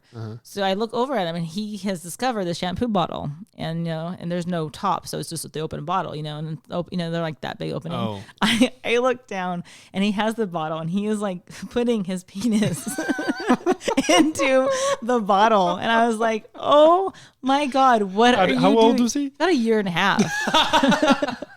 And he discovered, he's like, oh, look it fits in his hole. Puberty at 8. He hit puberty at 2.5. Like, I was like, Hunter, what are you doing? But no, he was like, he's always been the funniest kid. When he was about 2.5, 3, I walked into his room, and he threw something underneath his pillow. I was like, what is this? Like, what did he do? So like, I went over there really quick, and he was like, no. I'm like, no. Okay, now I'm really curious. Like, you're trying to keep me away. Little boy had a Victoria's Secret magazine. At what age? Like 2.5, 3 years old. I'm like, boy, what are you doing? Yeah, he's definitely watching porn right now. And then I remember after I had my first boob job, I walked into the living room one day, and he was sat on his little chair wearing one of my bras, and he was sitting there like rubbing them. Like he was just sitting there. He was like, rubbing his boobs. He was like looking down, rubbing his. I'm like, oh. Was it the old bra or the new bra? It was the new one, so the big okay. one. And he was just like looking and just like rubbing. I'm like, oh my god, like I'm gonna have so much problems with you. Yes. And then he started school, and then like girls love him, and he loved the girls. Like, yep. And he's in football. He's tall. Now he's a football jacked, captain. Like his little girlfriend's a cheerleader. handsome. Like, He's got like I am. He's got girls swooning over him. Yeah, no. Like in kindergarten, he came to me. He's like, "Mom, He's like, I asked Allison and Kendall out on a date." Allison What? and Kendall? Yes, I was like, "What?" Yeah. Mom, we're going to dinner and the movies. Wait, at the same time? Yeah, Mom. I'm like, dude, you little stud. Like, guys my age can't get one date, and you have two at the same time. In kindergarten, at the same time. Yeah, that year, his birthday, we were at the party, and he invited like everybody. Mm-hmm. Not one single boy showed up, but he had 8 girls at his birthday. I'm like, dude, like, my son, he's a stud. Like, total, hasn't changed. If Drew was tall, because Drew's fairly average height, or maybe he's short, a little shorter than average for male. I don't know. If he was tall, dude, you wouldn't be able to take women off of him. He's a handsome man. I feel that way about Cody. Cody? Yeah, it's because Cody's so charismatic. Yeah, but he's so and he's so small, handsome, though. And he's like working out and everything. That's kind of like with. Do you realize that he's my screensaver, right, on my phone? Cody's your screensaver? Like topless. See. That was Cody. That's Cody. Hey, so is that a recent photo? A few months ago. So there's a story about we were out drinking one night, and so he has an alter ego when he drinks. Okay. CJ. Yeah. So CJ started coming out, and so Cody was like, "Hey," he's like, "You want this picture?" I'm like, "Cody, if you send me this picture, I'm gonna make it my screensaver. So and everyone's gonna fucking see it. Like, I don't care if I have a boyfriend. Like, you are going to be my screensaver." And yeah, so he became my shirtless screensaver. Cody is now the screensaver. Yeah. So, but yeah, no, I love Cody. Like, I always tease him, like, Cody, if you were like taller and older, you'd be in trouble. Oh yeah. But yeah, for me, because even I am short. Like I said, I'm under 5 foot. But even I like tall guys. On my dating apps, I have like literally like most women like tall guys. You must be 6 foot tall to ride this ride. I'm so glad I'm 6'3". I don't have to deal with like any girl being even second guessing that I'm not tall enough. Yeah, no, like because I had a short guy like try to like hit on me. I'm like, no, dude, because I straight up told him you're not tall enough to ride this ride. That's why like you can't. Because like even I'm little, but like I want to be manhandled. Like I want a guy who can like throw me against a wall like when the time comes down for it. You know, like that beer bottle when he was gaming. Yeah. I want to be like thrown like that, but not like so violently. Like I don't want to be like damaged. Kinky throwing, but yeah. Kinky throwing, like the good stuff, you know. But yeah, and little guys, I'm like, yeah, I can be strong, but still, it's not like it's not the same. Yeah, yeah. I'm very thankful I'm tall because I'm skinny, but working out very frequently, eating a lot of protein, taking like a whey after every workout. I am gaining muscle. I used to be skinnier, and eventually, like I have the ability to be a massive man. Like a horse of a man. I can be huge.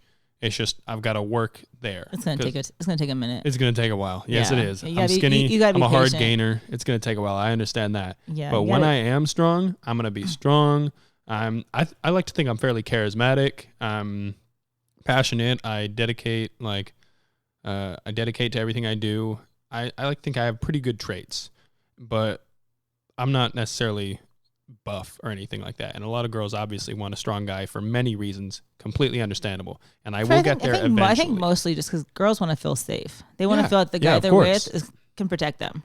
I'm strong. I'm just not buff yet. Like, so I'm not going to say names in case people listen, but remember that guy that used to work with us that I dated for a minute? No. He worked in the kitchen. Stretched ears, beard, long hair. Look like Jesus. Oh yeah. Okay. I totally forgot about that. So the issue was like he was cool stuff, but like there was times he's like fairly skinny. Yeah. Yeah, but there was times where I was like, cause he's not really short, but you know he was small. Yeah. But there was times where I thought like, man, if a situation happened, like we were attacked or whatever, like I feel like I'd be the one trying to do like most of the protecting. And as a woman, you don't want to feel that way. Yeah, of course. Everybody wants to feel protected. Yeah. So that's why like women want like the big guy. Yeah. And like too, like when it comes to spooning and stuff, like I like being short because like if the guy's a taller guy, I fit in the groove. I fit in the groove. Yep. He can completely like just like I'm hidden. Like you might not even see me. He can completely wrap around you. Yes. And you're both comfortable. Exactly. That's right. And that's another reason I'm doing jujitsu too, because currently I'm not super buff, so I can't just rely on strength in a fight or in protection scenarios or whatever. And also, if they know I'm in jiu-jitsu, they know I can protect them or protect my friends and myself, etc. And also, when I eventually get stronger, it's going to become easier to do all this stuff I'm doing in jiu-jitsu, self-defense, etc. I can throw kicks very well. I can't throw a punch to save my life, so I'll probably hurt my thin wrist. But I know how to break many limbs and choke you out. Yeah. I don't want to break a limb. I don't want to choke you out. But like, if you mess with me, I'll hold you there. Like you can, yeah. Yeah. And again, I'm a helpless romantic. I really am. It's all for. You know what? Most guys should be, because again, comes to dating. Don't be a soy boy about it though. Ugh. Well, no, but like, okay, guys, seriously. Dick pics, us girls, we don't like them. I like to think girls do, but when they want them. When we want them. No, the thing is like if we want to see it, you will know. We will tell you. Yeah. But a random one, like if I just meet you on a dating app, do not send me a picture of penis. I do not care. Even if it's a massive dong, it's just I don't want to see it. If you send it, I'm going to send you a Venmo request for $20. Like, do not make me look at your penis. I don't want to see it. I remember you telling me that. You're going to pay me to see your penis. I don't want to see it. Like, whatever happened to wooing a woman? I know. Chivalry is definitely dying. Take me out to dinner. Tell me I'm pretty. Like, there's a good chance. You are pretty, chance. Rebecca. Thank you. I'm hideous right now. Like, you look great. Oh, thanks. But like, I'm not gonna lie. Like, if you're good and the date goes good, you're gonna get lucky as it is. I'm gonna see your penis. Like, but like, tell me I'm pretty and buy me a taco first or something. You know what I mean? Open the car door for me. You ever been to El Paraiso? Yes. I love that place. Yeah, it's pretty good. Yeah, open the car door. Yeah, like close the door, pull out that the kind seat. of stuff. You know, maybe buy me a flower. Light the candle. Do something. Don't just send me a picture of your penis and be like, hey, like no. Like. Many women, despite all this weird shit that's going on in the internet, do still want to be wooed. Yes. Yes. Like, honestly, men like to as well. Men like neck kisses. Like, I like being kissed on the neck and the chest and stuff like that. Passion is great. That's why I'm not a girl for like, some people like one night stands. Mm-hmm. I'm not for it. Because in a one night stand, like they could be fun, but I'm there to get my jollies off, my rocks off. I don't care about you. I don't care how good you like it or not. I'm never going to see you again. Mm-hmm. But if we have a relationship going on, guess what? I'm going to kiss your neck. I'm going to take care of you. I'm going to make sure like you think you are the only man in this world. And it should be vice versa as well. Exactly. Yes. Exactly. But there's none of that anymore. Like it's very rare. Very small amount of that. Like, like, and I do a lot for good. I mean, I'm flying 3,000 miles in a few days to get for that guy. Yeah. Just to meet a guy, to have some what state, awesome. What state was it again? So I'm flying to New Jersey. Well, I'm flying to Philadelphia, and then then I guess he lives like 30 minutes from that airport. So, yeah, there's a guy that I met online. We vibe, we snap, we talking every day, and like there's gonna be no relationship come out of it, but a friendship and maybe a good time. Hey, there might be a relationship coming out of it. No. I'm not moving to New Jersey anytime soon. What if he moves over here? That's not gonna happen. He is a Brooklyn boy at heart. He's never like Brooklyn. Does he have the accent? Oh my God, yes. And I'm a sucker. Anyone that knows me knows I'm a sucker for accents. I'm a sucker for accents. I don't care what accent it is. And his Brooklyn accent, like it's hot. Like if I'm in a bad mood, I'll send him a snap. I'm like, dude, just send me a video talk. Just talk to me for like 1 second, I think you said you were texting on Snap and he sent you the first video of him and you didn't know he had an accent at the time. Yeah. And you were like, oh, please do it again. Yes. I was like, oh my God, like you're going to make me like do things just by talking to me. Like, I don't know what it is. I don't like, accents are nice. And like everyone knows, like I'm married to an Englishman, so like yeah, I like the accents. But I don't know. I think that the Brooklyn. How do accent, your taxes work out? I have to lie on my taxes and say I'm single. I'm not cutting that part out. Well, because I do single and everything because our taxes would be so much hard. We're not together as it is anymore. So, but because on your taxes, you have to have a social security number. To file married, you have to have a social security number. He's not an American citizen. He does not have we've technically never lived together. Like I would go to England and stay there for 6 months and come back. Like he's never he's been into America maybe for like 3 weeks total in his entire life. Oh, so you lived in England with him? Yes. Okay. Yeah. Do your kids live here or there? No, so he's my second husband. He's not where my the kids second are. husband. I keep mixing the two up. Okay. Yeah. I've been married twice. Never a third. You're not going to do a third? No. Nope. You kind of hesitated, Rebecca. I was going to say a bad word. I was going to drop an F-bomb and say what? F no. Go ahead, say it. I don't give a shit. Fuck no. I'm not getting married again. Don't do it. There's no reason at all. You can be in a committed relationship with somebody without that piece of paper. That's true. I'm okay with that. Plus, you'd have to get a divorce before you get married again. Yeah. Okay, so I left him. Mm-hmm. Okay. He did not like the fact that I left him. He wants to still be with me. Oh. So he refuses to help pay for a divorce. And I refuse to pay for one right now. So I'm like, he's in a different country. We don't see each other. So like. That's fair. It's understandable. The only reason like I want a divorce is so I can go back to change my name. Change your name back to what it was? Yeah. Your last name's Henson, right? Henson? Close. Sutton. Sutton? Sutton. Rebecca Sutton. That's my married name right now, yeah. Damn. Okay. I don't know where I got Henson. I don't know. I mean, the N part is right. The N part, then. But no. Okay. But I'm going to go back to my maiden name. I miss my maiden name. What's your maiden name? Dalton. Dalton. It's on my Snap, like my Facebook and my Snap. I have Rebecca that. Dalton. Yeah, I have that. But legally, if I for like work purposes, or I have to go by my legal name. Rebecca Dalton sounds far more familiar. Yeah. I think if when I get married, I definitely want her to have my last name. Simply because Hyphenate. Doesn't bother me as long as my last name's on there somewhere. Yeah. Like, that's the best way to do it. And the kids have the last name as well. And like, I really enjoy that. I like that tradition. Not as the term Mrs.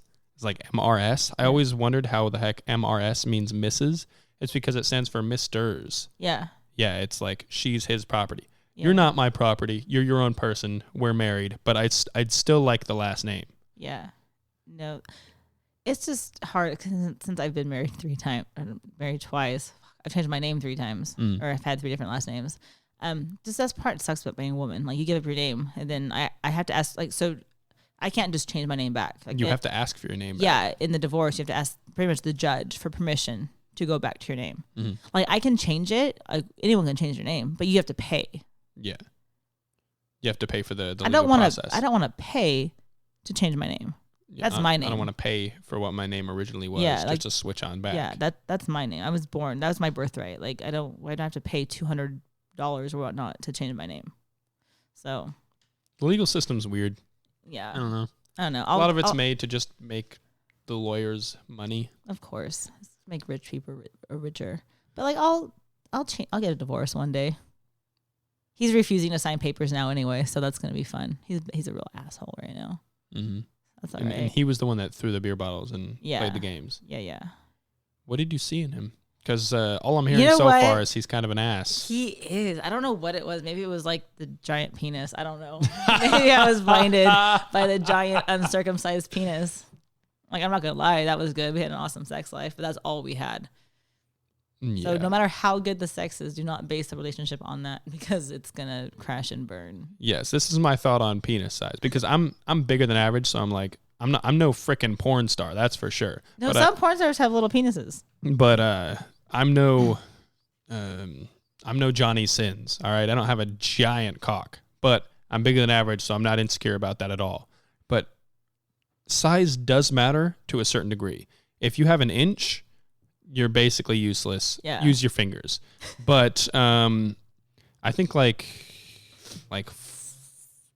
maybe you can make 4 inches work, but like 5 and up, as long as you can make it work right. It's the motion of the ocean. The motion of the ocean. That's a good phrase. It's not the size of the boat. It's the motion of, blah, blah. I can't talk right now. It's not the size of the boat. It's the motion of the ocean. But if you can multitask. If you have both, you can part the Red Sea. That's a good phrase. Yeah. Yes. That's a good phrase. So too, like, some guys think like, oh, I have like this giant, like 15-inch penis. Guys, be real. Women inside, we only have so much space. You can only go so deep. You know? Yep. Back in like when I watched porn, it'd go like halfway in. Yeah. And if you, some guys like to like jam it in there and slam, and it hurts. Especially if you like bigger it is, it hurts. Like when it's like you can feel it like coming out of your belly button, like like it's not comfortable.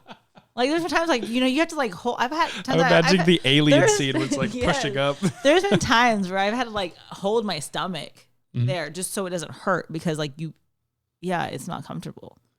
So so guys who think that they're like the shit because they have like a 12-inch penis, no, like 6 inches of that. You could be if you learn how to use it good, and not just be an asshole. Don't just go thrusting and away and think it's like it feels good because it doesn't. Yeah. All right, we're gonna end it there on talking about dicks.